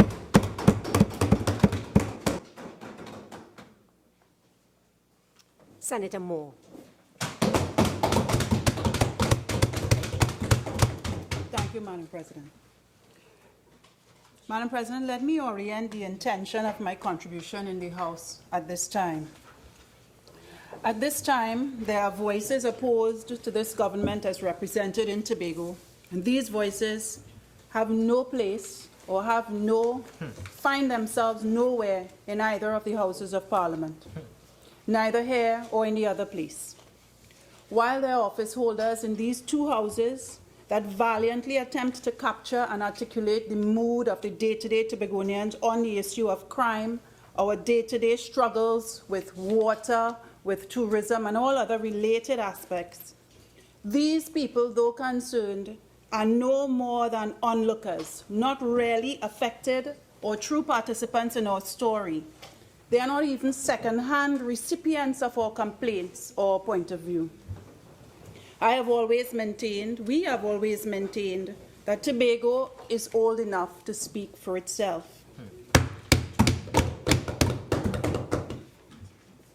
Madam President, I make no apologies for standing here in this House, speaking in the national Parliament as a Tobagonian opposed to the government policies on crime.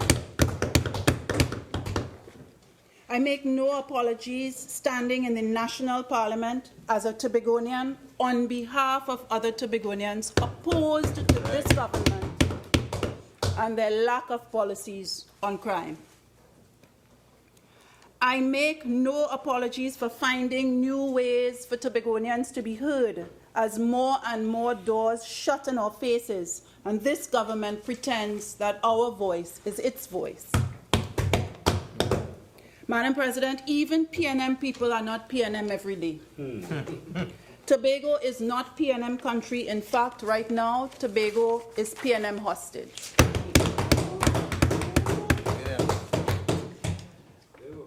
Madam President, criminality in Tobago has over the last 18 months trended upwards, surpassing all other periods in Tobago's history. Already for the year, Tobago has recorded a record of 5 murders. Those precious few in which arrests have been made can expect to wait more than 10 years for trial. The rest of them, well, Madam President, they may well go the way of all flesh. While 5 murders may not affect the citizenry of Trinidad and Tobago, with a murder toll to date of, I think, well over 300 and climbing, it sends shockwaves through our small community. 5 murders in 4 months overwhelms a community already buckling with other social issues, created, exploited, or mishandled by this government.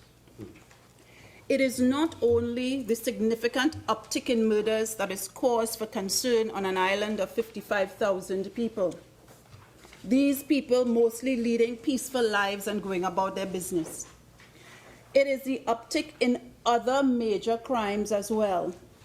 Between September 2015 to December 2016, under this government, Tobago led all 9 TTPS divisions in the crime of larceny dwelling house. Tobago led all 9 TTPS divisions in the crime of larceny dwelling house. And Madam President, this is according to the report generated for the period on the Trinidad and Tobago Police Service statistical page. This is not a question of fudging numbers. This is a question of presenting the actual numbers as verified, as sanctified, as sanitized by the Trinidad and Tobago Police Service. Madam President, between September 2015 and December 2016, under this government, Tobago was 3rd behind Port of Spain and Northern Divisions for rape, incest, and sexual offences. Wow.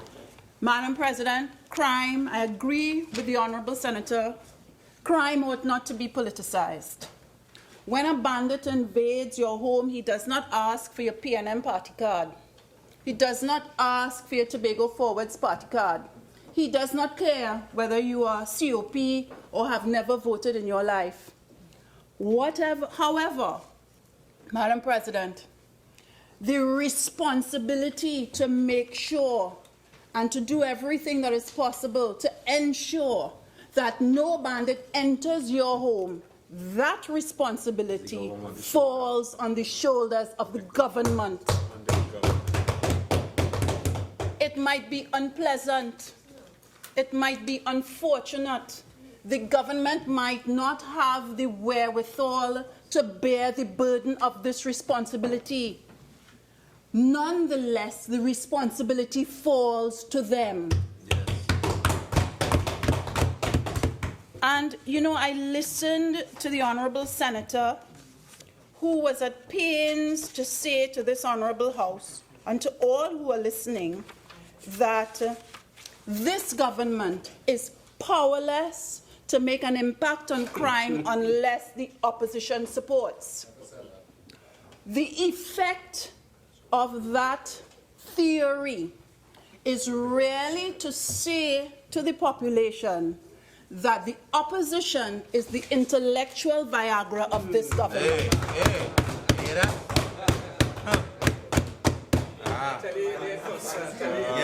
Take that. In the last quarter of 2016, Tobago recorded 53 break-ins and burglaries. 53 break-ins and burglaries, and topped all police divisions for dwelling house larceny, recording over 110 robberies in 2016 alone. Now, these numbers seem small. They seem small when you're talking about Trinidad's mammoth numbers. But I want to stress, it's 55,000 people. This is enormous for us. I want to stress that those 55,000 people are really about 12 families. This is enormous for us. This government has to shoulder the responsibility. It cannot blame people who were not elected for a problem that it promised to solve.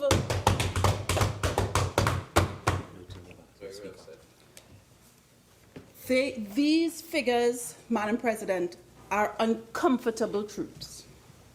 They are uncomfortable truths that in some quarters, including in quarters in Tobago, many would prefer to have suppressed or to stay silent. Many would prefer that there not be a public admission that our houses are broken into, that our children are being violated, that we are being robbed.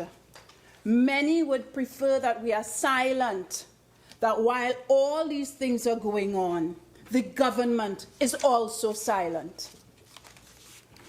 In Tobago, as in Trinidad, the link between crime and unemployment cannot be ignored.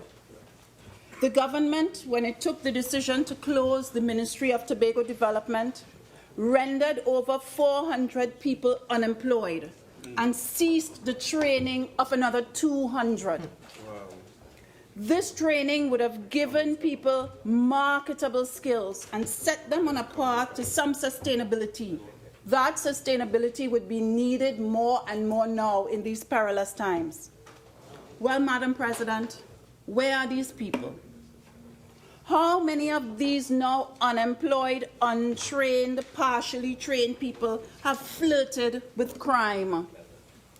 How many of them are in arrears of maintenance, Madam President, and desperate to escape jail on a defaulted maintenance order, caught real jail by committing some other offense? Avoiding one tax to pay another tax. Not only has the Ministry of Tobago Development closed, Carney Green has closed, affecting about 100 employees, according to the estimates of the former Agriculture Minister. The TDC closure is estimated to affect over 200 workers, according to the Communication Workers Union. GHRS has closed. The OJT has sent home a reported 50% of its staff, according to Guardian newspaper report. OJT has not sent home any of its employees as of today.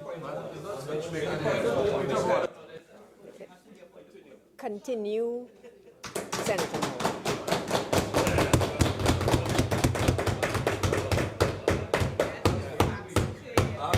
Madam President, the Guardian has reported on March 19, 2017, that Senator Moore, please, members, the noise level is starting to intensify, so I would ask that we comport ourselves. Okay? Senator Moore. Thank you, Madam President.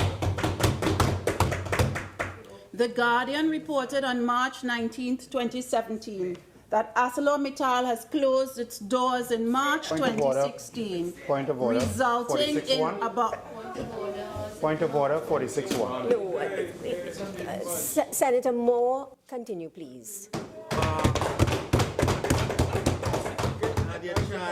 The Guardian has reported on March 19, 2017, that ArcelorMittal closed its doors in March 2016, resulting in about 700 workers being sent home.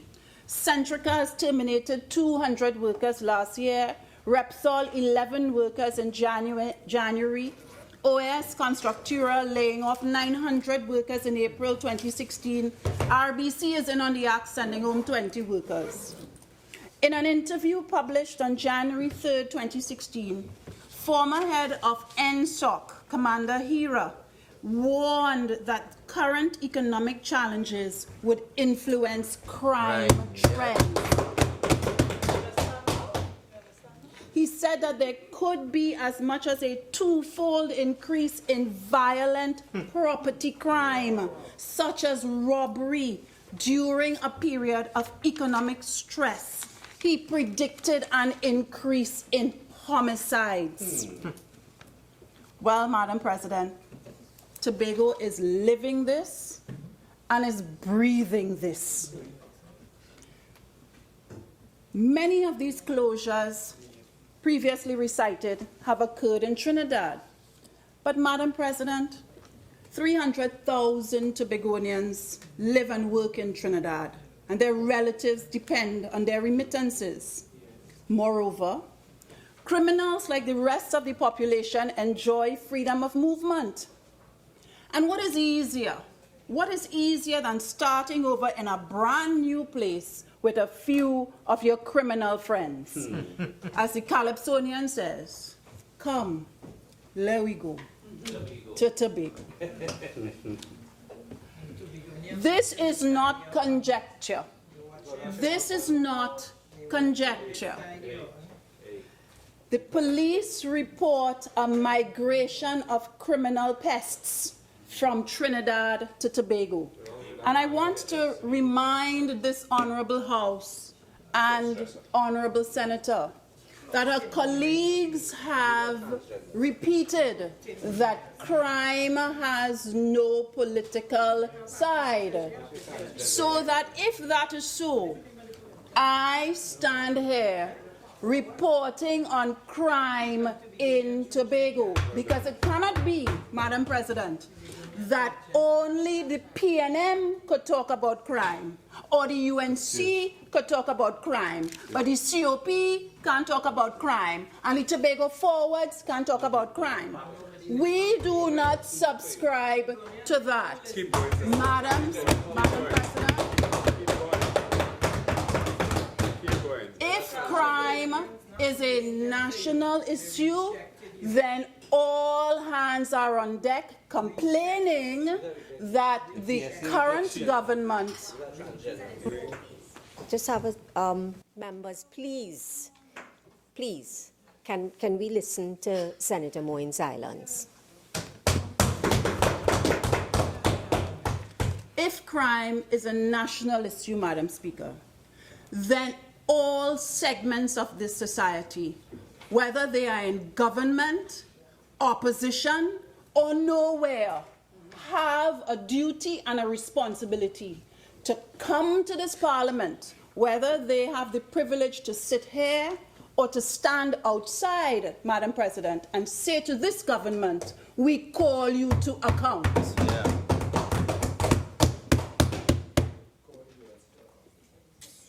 Now,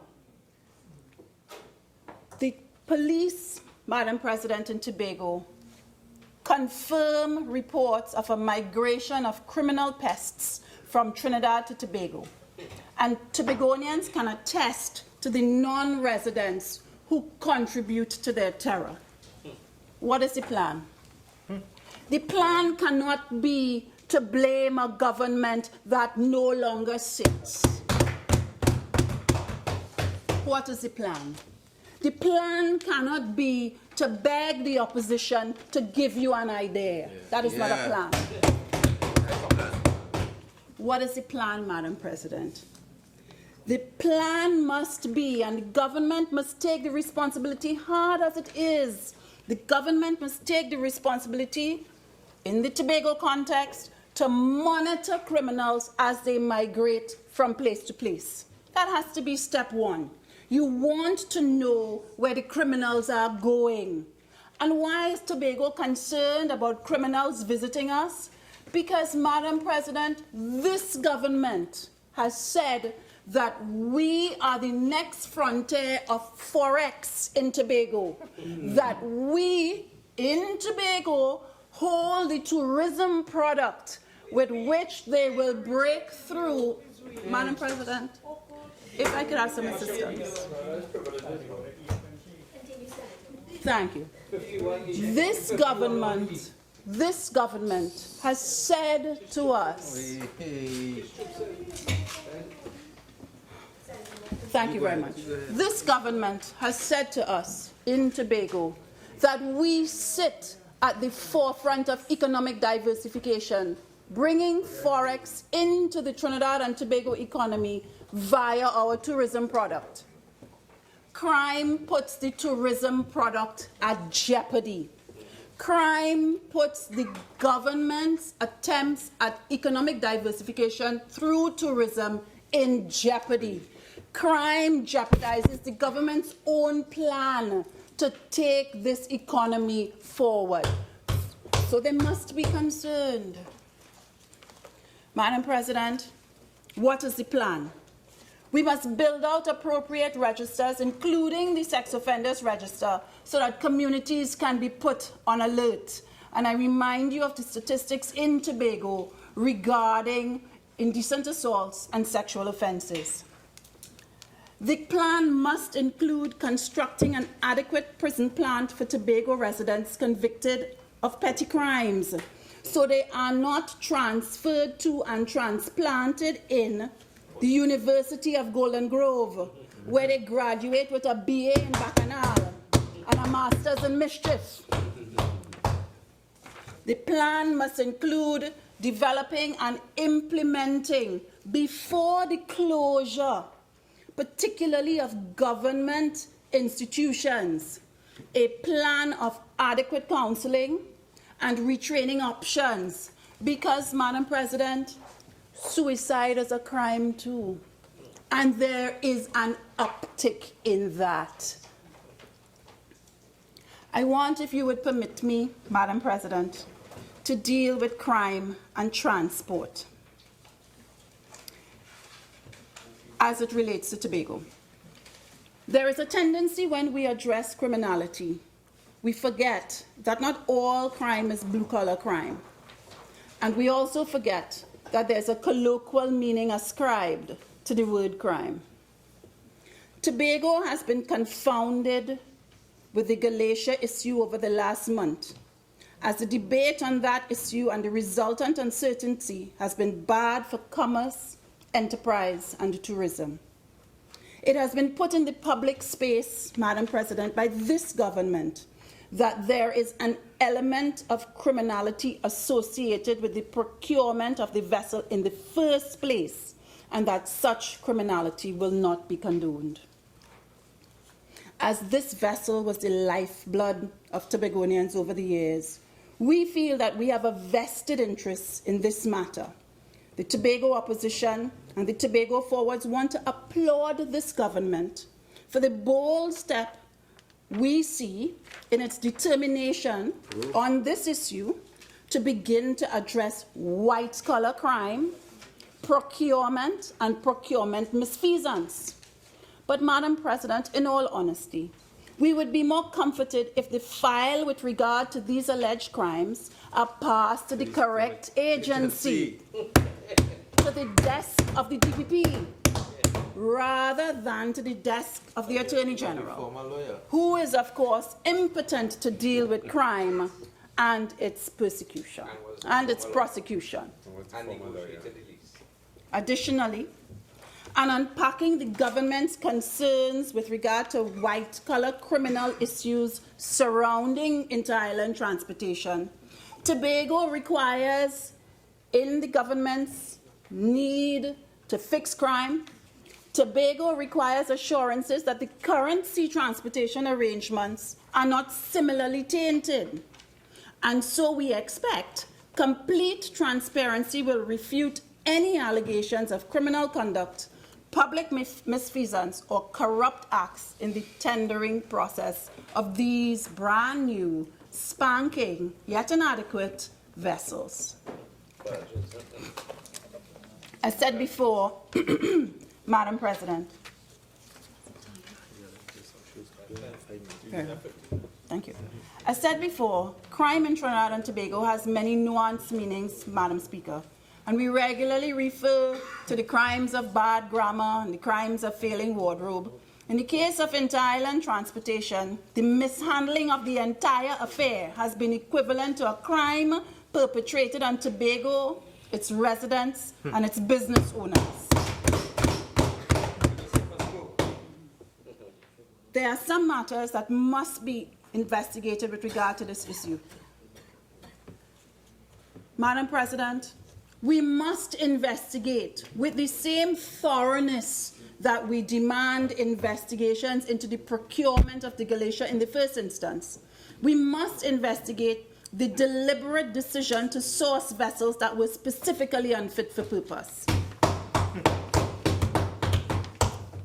We must investigate with the rigor that we do a criminal matter the decision to reduce passenger carrying capacity between the islands. We must interrogate the deliberate decision to source an open water barge despite all entreaties and pleas from Tobagonians who have historic and collective knowledge of the unsuitability of this type of transportation for the sea bridge. We must investigate the take it or leave it attitude of the line minister on this issue, the double speak on the part of the government as to whether the boat should go or stay, and the failure of this government to fix air and sea transportation between the islands. Senator Moore. Senator Moore.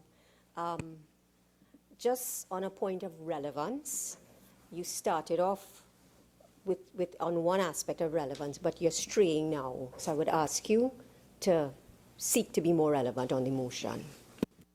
Thank you very much, Madam President. I'm guided. With regard to a crime policy for Tobago, I want to point this Honourable House to the manifesto that convinced the citizens of Trinidad and Tobago and the residents of Tobago in particular to support the PNM. And this was its 10-point crime plan. And two of the matters in particular resonated with Tobagonians. In this 10-point crime plan, the government proposed a manpower audit, Madam President.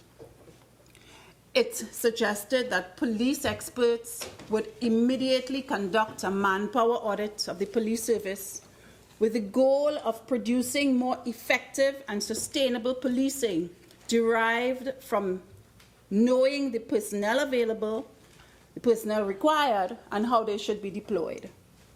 Madam President, this is laudable. No reasonable person could find a fault with this as a plan. But it may come as a surprise to you, Madam President, that after 18 months, there has been no manpower audit. There has been no provision in the 2016-2017 fiscal for this to be done. Of more concern is a meeting held within the last 6 months with the TTPS hosted by the Tobago Chamber, where the acting superintendent of police Tobago indicated that half of the officers stationed on the island on any given day are on leave. A manpower audit would assist with this. Of the remaining strength on the island, Madam President, we have a large proportion of SRPs.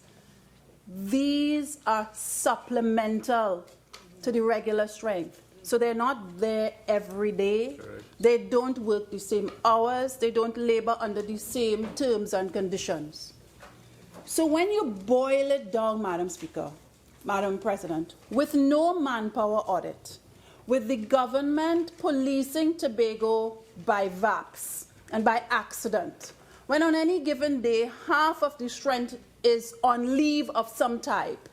And, Madam President, there's vacation leave, there's maternity leave, there's sick leave, there's bereavement leave, there's leave because I just come off leave. The list goes on and on. And Madam President, we know in the police service, police officers work long hours and their duties are hard and dangerous. We don't begrudge them leave. But we also know that oftentimes police officers are sometimes, because of the nature of their job, they accumulate long periods of leave. So you may not be talking about a day or a week or even a month. You are talking about large swathes of time. This is why a manpower audit would be needed. And this is why Tobago is currently suffering from an uptick in crime, because one of the items suggested in this 10-point plan has never been implemented. This government also promised to activate the laws to establish the municipal police in all 14 local government bodies and the THE. Of course, I want to concentrate on the THE. Naturally, Madam President, that would involve amendment to the THA Act. That would involve an amendment to the THA Act. Well, Madam President, as far as I am aware, and I stand to be corrected, the question of amendment of the THA Act is not on. The question of constitutional amendment that would make the THA semi-autonomous or give the THA more powers or even give the THA legislative powers is not on. So this entire question of empowering the THA to have some sort of municipal type policing is of course not on the agenda, has not been on the government agenda for the last 18 months, and is not predictably on the government's agenda anytime in the future. So once again, the people of Tobago have been fooled. They thought that they would have gotten in short shrift their own police service, or their own police entity, which would have been more nuanced and more suitable to their needs. But alas, Madam President, these promises, once again, have not materialized. You know, I am always mindful when I stand anywhere and articulate a peculiar or an individualized position for Tobago, because quite often it comes across as though Tobago is somehow removed from Trinidad and Tobago, and people start to get nervous when Tobago and persons interested in the progress of Tobago start asserting any kind of individuality. It is seen as an attack. Madam President, I want to assure you and this House that Tobago is a different cultural space. It is a space that has its own makeup. It is made up of families. It is not the disparate communities of Trinidad. It is, in fact, one large community. And I say that to say that policing one large community is going to require very different skills from policing these vast, unrelated entities. And that is why this government must have thought of a municipal type force for Tobago. And this is why Tobagonians would have expected it. The other matter that policing in Tobago knocks up against is the fact that all policies must be vetted and approved by Trinidad. Madam Speaker, Madam President, you know we are in the age of internet and fax and so on. But you may be surprised to know that physical files still need to move between police departments in order for matters to be approved. And you may be surprised to know that notwithstanding Tobago is only 15 to 22 minutes away by air, that a file moving from one desk in Tobago to another desk in Trinidad may take 3 weeks. so that finding a time-sensitive response to a Tobago policing problem is going to be delayed by weeks. This is why it is so important for Tobago to have a policing system that is oriented in Tobago, that is manned in Tobago, where approvals can be obtained in Tobago in real time. Madam Speaker, Madam President, I want to give an example. I want to give the example of Community Watch, Neighborhood Watch. Neighborhood Watch is a popular crime preventative measure in Trinidad. It may surprise this House to know that Neighborhood Watch does not and cannot work in Tobago. Neighborhood watches are really designed for suburbia, for these communities that have a dispassionate interest in each other's house. Neighborhood watches in communities that are families rarely boil down to institutionalized macoing. That is how the community views it, and that is why the community rejects it, so that policing is not a one-size-fits-all solution. Madam President, a nuanced approach to crime in Tobago is required. This government ought not to export the Trinidad solution. The Trinidad solution does not work, and it does not respond in real time. No more Neighborhood Watch. It is ill-suited to our community. Policing must be Scarborough-driven rather than Port of Spain-centric. I want to mention, Madam President, the question of crime and tourism. I want to go back to the issue of crime and tourism. Google crime and Tobago, and you get results for crime Trinidad and Tobago. So that the failure of this government to get a handle on crime has a direct impact on visitor numbers in Tobago.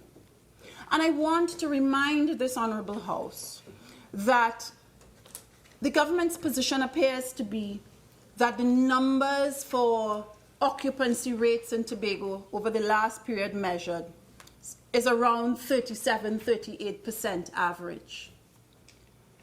Madam President, that number can never grow until the government addresses crime. If all the government will do is blame the opposition, then the Tobago tourist numbers will, in the words of the Honourable Minister, flatline. The Minister, in his wisdom, as yet does not see this as a red flag issue, and I respect that. However, until and unless the issue of crime is dealt with, because Tobago cannot be disaggregated from Trinidad and Tobago when I'm looking for a destination to visit, then Tobago's cookie is cooked, its goose is cooked in terms of advancing the tourism product. It cannot happen. Madam President, in listing the beaches known for criminal activity. Senator Moore, you have 5 more minutes. I'm obliged. In listing the beaches known for criminal activity, Google it, in Trinidad and Tobago. Of the 4 beaches named, 2 are in Tobago. Now, Madam President, on what planet ought that to be a norm?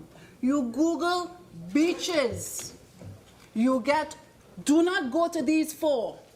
And of these 4, 2 are in your tourism paradise because of crime. The government has to take responsibility for crime. The opposition can't pass laws. The opposition may wish it could pass laws, but the fact is it can't. The opposition may wish it is in government, but the fact is it is not. The government sits in government, and the government must govern. And on this issue, we have been reminded early in the term that we are in charge now. but you're not in charge of crime. Madam President,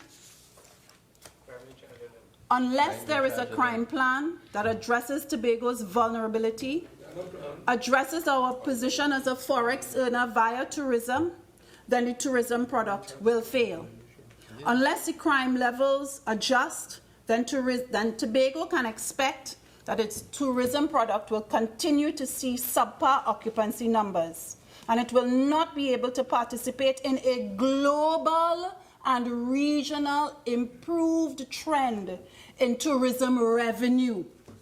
That is the bit that is missing in these discussions about occupancy numbers. Tobago's occupancy numbers may be 37%, but what is the regional occupancy numbers? Way, way beyond that. And why are our numbers so low? There may be a number of reasons, Madam President, but crime is certainly one. So in closing, Madam Speaker, I want again to thank this Honourable, Madam President, I beg your pardon, to thank this Honourable House for the opportunity to highlight Tobago's issues. This is still a national parliament, and Tobago is still part of this nation. Thank you. Senator Richards. Thank you, Madam President.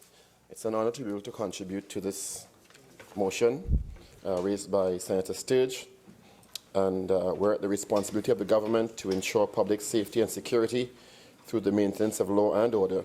And whereas the government has failed to address the extraordinary increase in the level of crime in Trinidad and Tobago, be it resolved that the Senate take note of this increasing and unacceptable level of violent crime in Trinidad and Tobago, and be it further resolved that the Senate call on the government to take all immediate and necessary steps in the shortest possible time to deal with the unacceptable crime level facing the citizenry of the country. You know, Madam President, it's interesting. I would say that I became interested in politics in my mid-20s while a broadcaster on radio. And it's actually bemusing to me that most politicians I've heard in the last 25 years, when debates start on crime and criminal justice and criminality, usually stand and assertively state crime should not be politicized, and then go on in the same sentence or the same paragraph to politicize crime.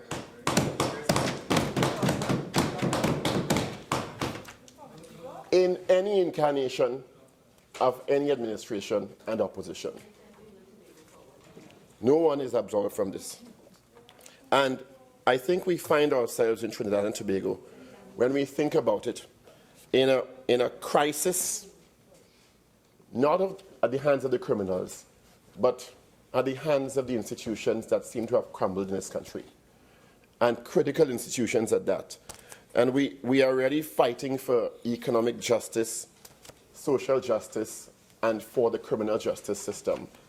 And we seem to have strayed, unfortunately, away from the wisdom of our founding fathers, and by two in particular, Dr. Eric Williams and Dr. Rudranath Kapildeo, who sometimes is not given the kind of prominence he should be given. Correct. And when we think about our nation's watchwords and our nation's credo, and the fact that they are not as prominent as they would have been 15, 20 years ago in schools and in national discourse and in discussions, we take the power of them and the wisdom of our founding fathers for granted. When you realize the importance of discipline, tolerance, and production in the context of the issues, the challenges that we're facing in Trinidad and Tobago today, a crisis of indiscipline, a crisis of intolerance, and an absence of production and productivity, we realize, if we look clearly, where the real problems lie. If we look at how far we've strayed, we seem to be at a point of anathema to together we aspire, together we achieve. And we seem to have thrown away these mandates, as they were, from our founding fathers in terms of the security of the future of this country. I stood, since the motion was moved, and commendably so by Senator Sturge, about crime, because crime, corruption, and the economy have been the three major critical issues in the run-up to elections for the last 20 years in Trinidad and Tobago. And the fact that we say we don't politicize crime, we end up doing that. And I just want to run some statistics to show that, really, no administration can absolve itself. And if we don't realize that government, opposition, and independents have to work together, and without one or the other working together, or all working together, we cannot solve this. We're going to have a problem. And while I commend Senator Sturge for bringing the motion, because I think it is critical at this time, there's some of the wording that has me a bit uncomfortable.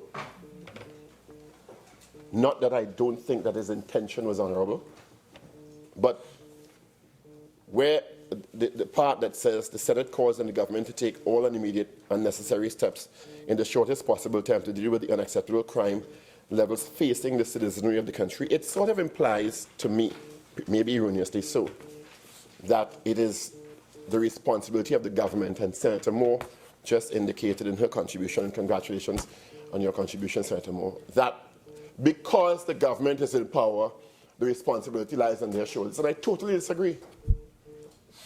I disagree vehemently, because no government can solve crime without the opposition or the independents. No government. As we have seen since 2000, and I will read the statistics, murder rate 2,118, 2001, 151, 2002, 171, 2003, 229, 2004, 260, 2005, 386, 2006, 368, 2007, 395, 2008, we peaked 550 murders in Trinidad and Tobago, 2009, 509, 2010, 485, 2011, 354, 2012, 383, 2013, 408, 2014, 403, 2015, 416, and 2016, 463, or 462, depending on the source that you use. This period spans several different administrations. And if we look at these numbers, all these administrations have failed in relative context in terms of dealing with one of the major barometers of crime, which is murders in Trinidad and Tobago. So if we still go with the mindset or the philosophy that crime is the responsibility of the government, we are going to continue to fail in dealing with crime in Trinidad and Tobago.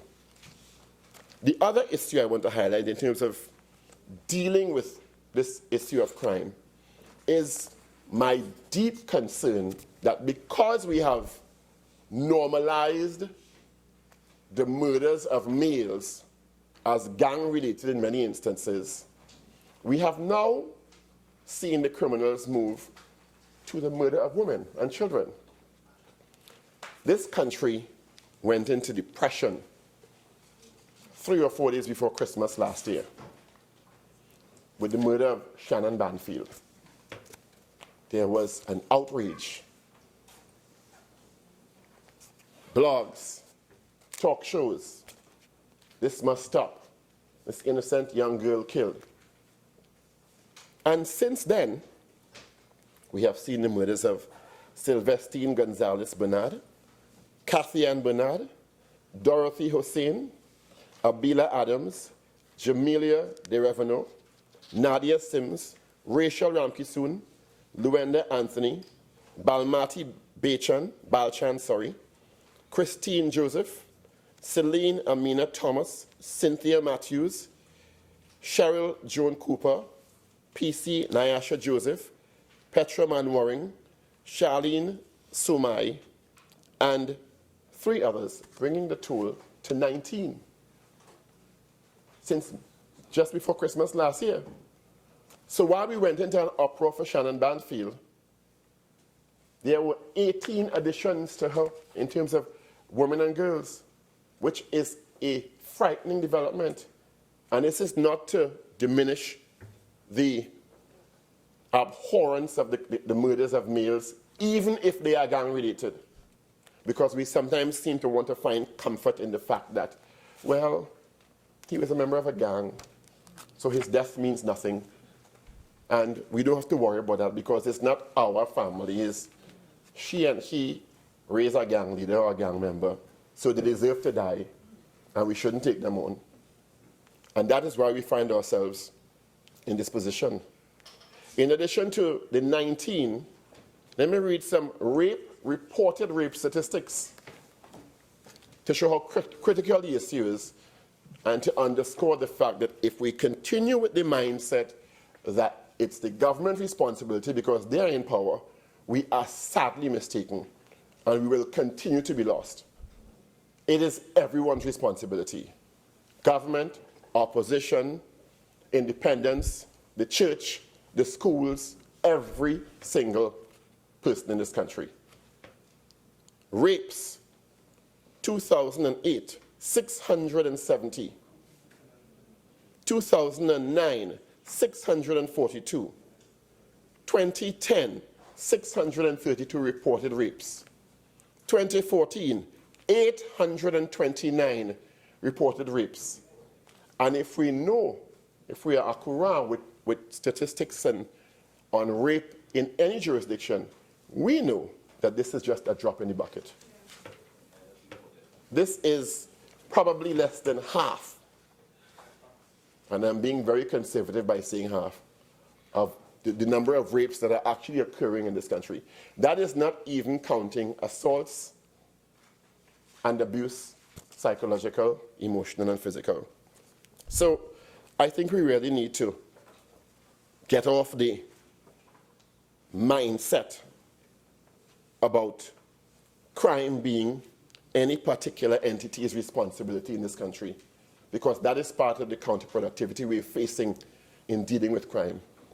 Senator Moore indicated, well, the opposition they can't make laws and pass laws, but the opposition can contribute to passing laws, especially laws that require a 3/5 majority, which in many instances are the critical laws that have to deal with the criminal justice system in Trinidad and Tobago. And we have seen that in several incarnations. And from Dr. Eric Williams to George Chambers to the late A.N.R. Robinson to the late Patrick Manning to Mr. Pandey, Master Basio Pandey, and again, if I'm not mistaken in terms of my chronology, Mr. Manning again, the late Mr. Manning again, and then Mrs. Pasabi Sessa, and now Dr. Keith Rowley. Every administration has had to deal with this issue of crime and deal with the divide that seems to be the stumbling block or the obstacle of government versus opposition, and that mindset that we seem to be stuck in Trinidad and Tobago in dealing with crime and several other critical issues. And to me, that is where we need to place our issues, our attention in Trinidad and Tobago. A criminal justice system, according to the Ministry of Justice communique in 2013, is a set of agencies and processes established by governments to control crime and impose penalties on those who violate laws. The criminal justice system of Trinidad and Tobago is a collaborative alliance of government agencies, institutions aimed at maintaining the rule of law for the preservation of human life, liberty, property, and ensuring social control, deterring and mitigating criminal activity, and reprimanding individuals that violate laws with the appropriate criminal penalty coupled with rehabilitative efforts. And I will deal with that in more detail later on because that is almost non-existent in Trinidad and Tobago. The criminal justice system aims for the execution of swift justice and efficient management of both offenders and victims, ensuring the process is conducted in an unbiased manner and the accused is protected against the abuse of investigatory and prosecution powers. In terms of global analyses, a criminal justice system is a system of practices and institutions of governments directed at upholding social control, deterring and mitigating crime, and or sanctioning those who violate laws with criminal penalties and rehabilitation efforts, always in the equation, and those accused of crime have some protections against abuse of investigatory and prosecutorial powers.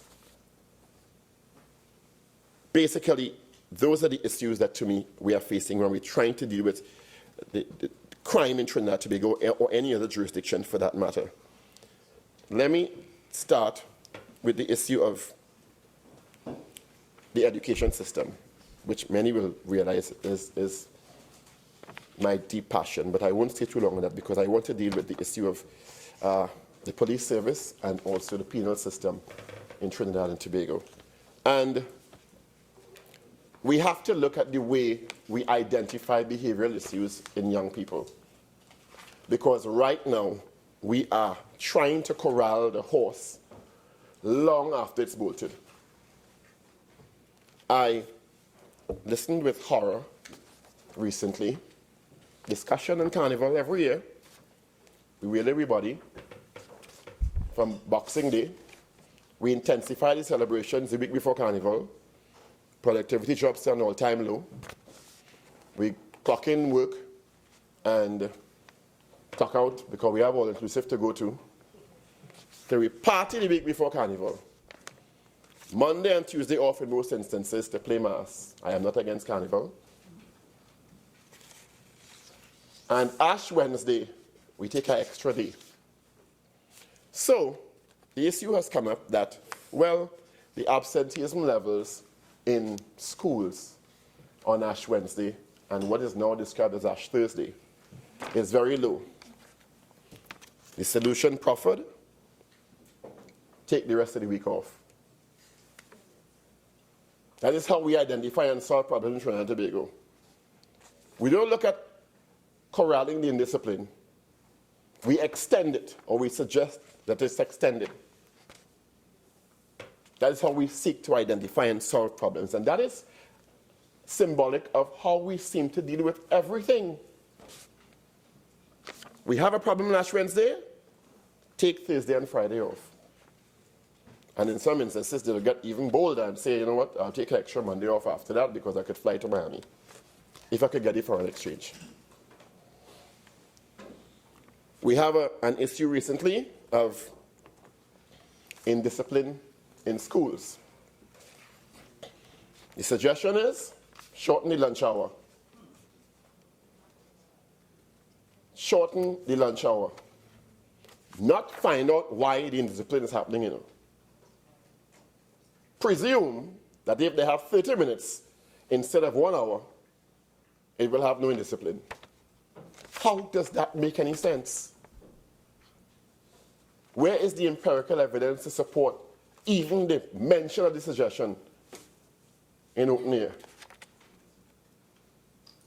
Why are we not looking at the models that are working? Do they have half-an-hour lunches in Japan or Norway or Sweden that have constantly topped the education listings for decades? Or as a matter of fact, are they going in the opposite direction because they understand that play is important in terms of developing children's creativity, innovation, and social interaction in a productive manner? Why don't we just then tie them to the desks? If we don't really want to solve the problem, and we just want to corral them in a little room. Newsday, Tuesday, April 18, 2017. Behavior change consultant Franklin Dolly. We are breeding criminals. Now, I really am uncomfortable with classifying children as criminals or monsters or anything else, because labeling has a powerful effect on a child's mind and psyche. If you call me a criminal at 7 years old, self-fulfilling prophecy, I will turn out a criminal because you don't call me that already. But even, and I understand the media sometimes, this is the catchy headline. This may not have characterized his intention or his contribution.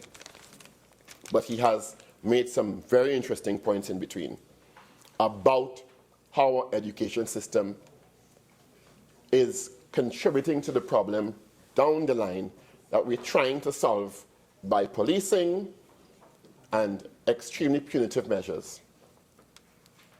There are many children who are not being addressed effectively in the nation's schools, primarily according to Professor Deosaran, and I know Senator Cummings quoted from Professor Deosaran's, one of his publications, about the issue with urban youth, that Professor Deosaran has done quite a bit of research in the nation's prisons and found that those who populate the prisons are the ones who would have fallen through the cracks. They would have flunked out of school. They would have not been addressed by the education system, because we still somehow have the mindset that, well, if a child not doing well, the child fall, the child don't see.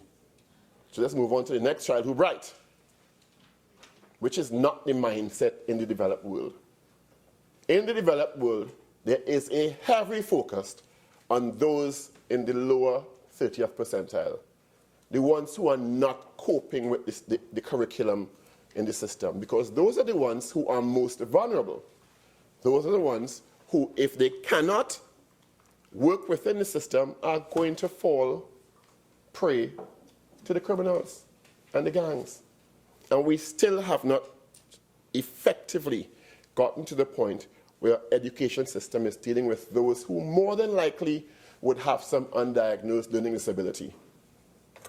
In some cases, extremely, very easily remedied, if they're identified. So Mr. Dolly is saying, and I quote, "It's very easy to give good news to parents. It's easy to tell parents that because a child is not doing well, they should get them in a particular sport. Because if you're not doing well in math and science, it means you could only do good in sport. As if sport is a throwaway. And that's something that should be within the curriculum as an essential part of the child's holistic education. What teachers are not skilled at is how to give bad news to a parent who loves their child. They either do it badly or avoid doing it. When a parent is told that their child has a challenge and they need to get some sort of access, those who can afford it will get the assessment done, and those who cannot afford it would be referred to a guidance clinic for a student support service to get a maximum, as I understand it, of $2,500 a year. And if you know anything about learning disabilities and special ed, $2,500 is woefully inadequate. As a matter of fact, I had the honor to host the Down Syndrome Family Network annual conference recently and heard a parent stand and was almost brought to tears, because since his 11-year-old child was born, he has not bought a beer, gone to a party, bought any new clothing, because every cent he has and can borrow has to go in for remediation services for his child. I spoke to another mother recently whose child has Down syndrome. And to get this $2,500, which is also woefully inadequate to remediate and give the child the support services her child needs, she has to fill out forms to prove that her child still has Down syndrome every year. That is the kind of nonsense parents are dealing with in Trinidad and Tobago. In addition to the fact that the $2,500 is not nearly enough. And that's a special need. That is not particularly classified as a learning disability in the context. He said, and I go on to quote Mr. Dolly, and I'm saying this in the context, I may seem to be straying, in the context of the input and the output flows of criminal activity in Trinidad and Tobago and what the genesis of it is in many instances in any jurisdiction. If children fall through the cracks, they become more vulnerable to criminal activity later on in life. It is a very strong correlation. If a child is not being engaged in school, the child is becoming more frustrated, and the child goes on to start to misbehave, be distractive in the class, in some instances, zone out, and feel that, well, the system abandoned me, so you know what? I'm going to just go through the system and normalize what I see in my neighborhood as the gang leader. Well, he didn't go to school, and he driving a Range Rover. So I could aspire to that because it's become normalized in his or her life. And we tend to focus on the boys, and the girls are becoming more and more vulnerable in that sort of way also. Professor Deosaran, in the book quoted by Senator Cummings, Inequality, Crime and Education, Trinidad and Tobago, Removing the Masks, he brings to light a scrutiny of a subject that has plagued our society for many years and to which much talk and money has been directed with unsatisfactory results. The education system is in a state of trauma and failure and crisis and needs intervention. And no amount of any minister, and I'm not casting aspersions as to the present minister, but I'm talking about successive ministers of education who can tout about successes, can turn their backs on the fact that there is a huge cadre of students who are not being addressed adequately in the education system, and the system is failing them. Professor Deosaran has at his disposal several years of empirical evidence and survey that he's mobilized to illustrate the fact. He went on to posit such a system with its manifest unfairness in the placement of a small minority of students in prestige schools, which is also an issue in Trinidad, because if we have resigned ourselves to the fact that, well, we have prestige schools and we have government schools. And government schools will always be lower in possibility than the prestige schools, which is not the case if the proper systems are put in place. In the Scandinavian countries, the state-run schools are the most successful schools, not the so-called prestige schools. Professor Deosaran has also agreed with Mr. Dolly in saying that the schools turn out to be a veritable breeding ground for criminals in many instances and are on the assertive supply side of criminality because of what they're doing or not doing for our nation's children.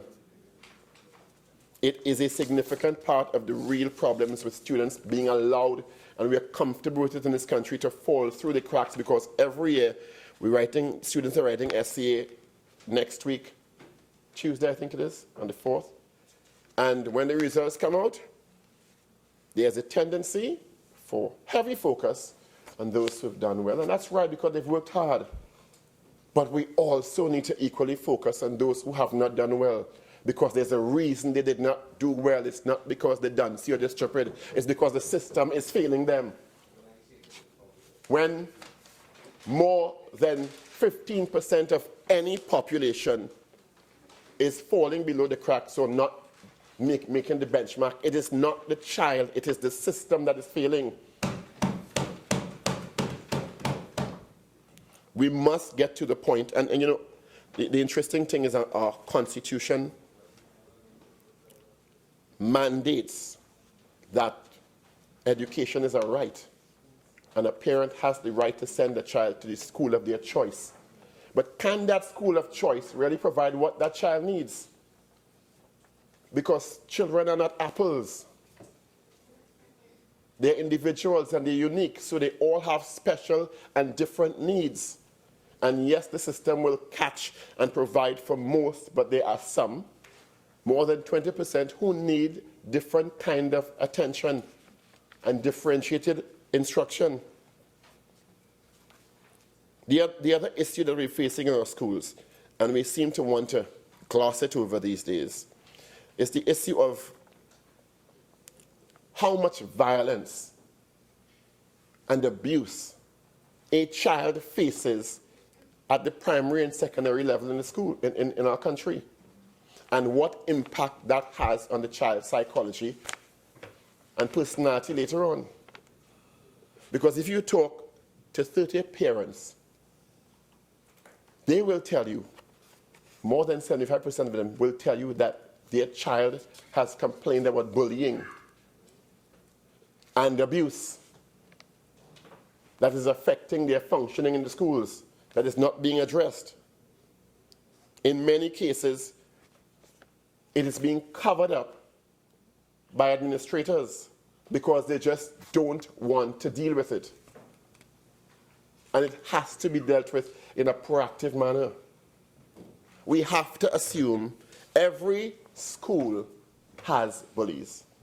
Every school has children who have been exposed in their home setting to violence and abuse of some sort, and they come to school and transfer that. And if it's one institution we have in the country that, according to our law, that every citizen must pass through at least until they're 12 years old, is the education system. So the education system is a natural opportunity for us to deal with these problems. And we also need to address the situation regarding the fact that we want to be a developed country. We want to follow the best countries in the world. But our education system only mandates that our children go to school until they're 12 years old. How does that make sense? How can we develop a person's full potential in 12 years? So we see a huge drop-off, about 2,500 to 3,000 students, between those who write the essay and those who end up in secondary schools. What is happening to that cadre of students? Where are they ending up? That needs to be dealt with assertively. Madam President, you know, our Constitution sets out fundamental rights and freedoms of citizens, and these rights, which all citizens are entitled to, which are protected in our Constitution, Section 4 and 5, provide that these rights exist without discrimination by reason of race, origin, color, religion, or sex. And among the rights and freedoms protected are the right of an individual to life, liberty, security of the person, the enjoyment of property, and the right not to be deprived of these except by due process of law. Of the numbers that I quoted earlier on, between 2000 and 2016, how many of these citizens have been afforded the right to life, liberty, and security of the person, when their lives have been taken from them? In many cases, with no justice for the family. Is the state providing security as it should? And again, I stress, I do not believe that is the government's responsibility alone. It is responsibility of all elected and selected officials and institutions to contribute to the fight against crime in Trinidad and Tobago. Because if we do not understand that, we're going to have problems all through. The other issue is in Trinidad and Tobago is, of course, law enforcement. And I use the term generously, because based on the statistics available, I don't see that much law being enforced. And we can, in the other place and in this honorable house, pass and amend all the laws in the world. We can have the best laws and bills brought forward by the Honorable Attorney General. We could have the laws amended in the other place and in this place. And if we're not enforcing them, what is the point? There's no point to it. Law enforcement. Poor detection rates 15% and below. Solvency rates 14% and below. Poor community relations. Public perception about corruption in the police service, negatively impacting the public cooperation and partnership with the police service. And police can't do their jobs without the assistance and cooperation of the general public, who will not cooperate if they do not trust the police.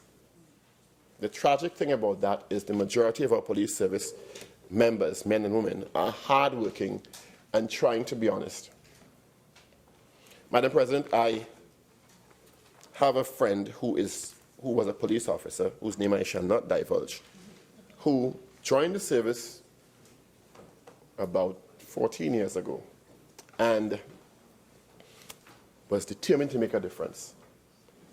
And he was assigned to a group, and he went on an assignment. And I remember him telling me the story in tears. And the assignment took him to the North Coast. of Trinidad and Tobago. And he was the young Pole, as they call him, I think, new one in the batch. So he was just observing and learning.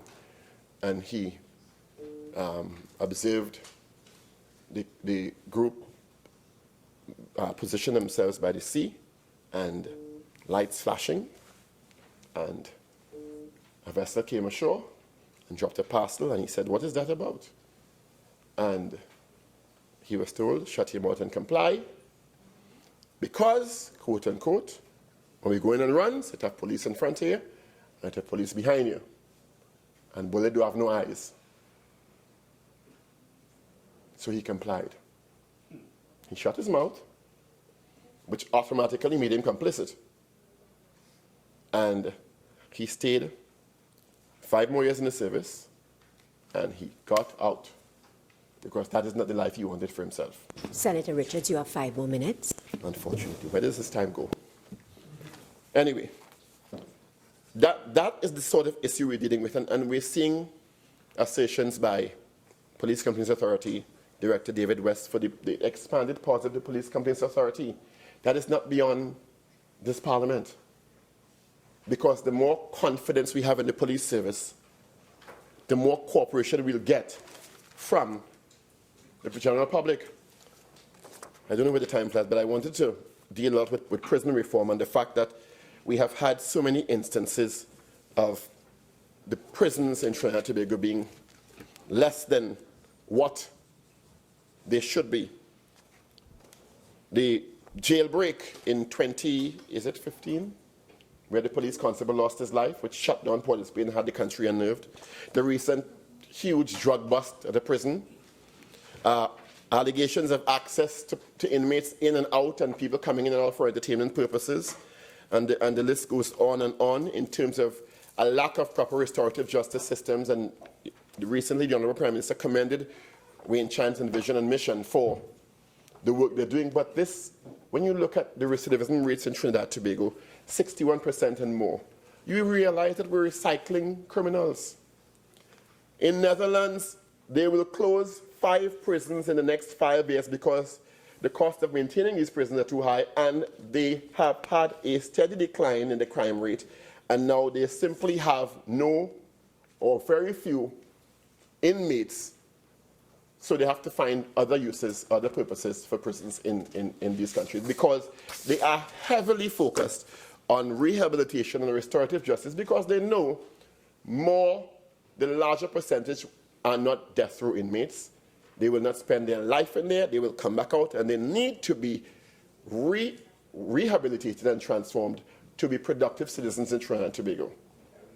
Otherwise, it's more cost to the state to run them down again, more cost to the courts to process them, and more cost to the states to deal with this recycling door of criminality in Trinidad and Tobago. Madam President, that is something we need to do assertively in Trinidad and Tobago. In Sweden, new prisons are being constructed with secondary schools and tertiary level institutions inside, because they understand if you educate that person and transform their mind and give them a skill set, they are more than likely going to come out to be a productive citizen and not re-offend and then back up in the system. That is how forward-thinking they are. We treat them like animals, and I have a whole list of issues in the nation's prisons from Justice Sat Sharma, amongst many others, who have spoken about the abhorrent conditions in the nation's prisons that really turn them into animals. As Senator Moore indicated, it's basically the university of banditry and murder, because you go in sometimes as a what one may consider a softer offender, and you come out with skill sets and networks that make you even more a menace to society. And with that, I realize I'm running out of time. I just wanted to underscore the need and the urgency for our mindset to change regarding collaborative work in terms of dealing with national issues in Trinidad and Tobago. It cannot be that we've just created or made poor leaders for 54 years. We have to work together to strengthen institutions. The Police Service Commission, the Teaching Service Commission, the Police Complaints Authority, the judiciary, even this Honourable House and the other place. Otherwise, we will continue to blame people and point fingers and make no progress at all in terms of dealing with our challenges in Trinidad and Tobago to move us forward to develop country status and to serve the citizens adequately. Madam President, I thank you. Honourable Senators, at this stage we will suspend and we will return at 5 minutes past 5. So we are suspended until 5 past 5.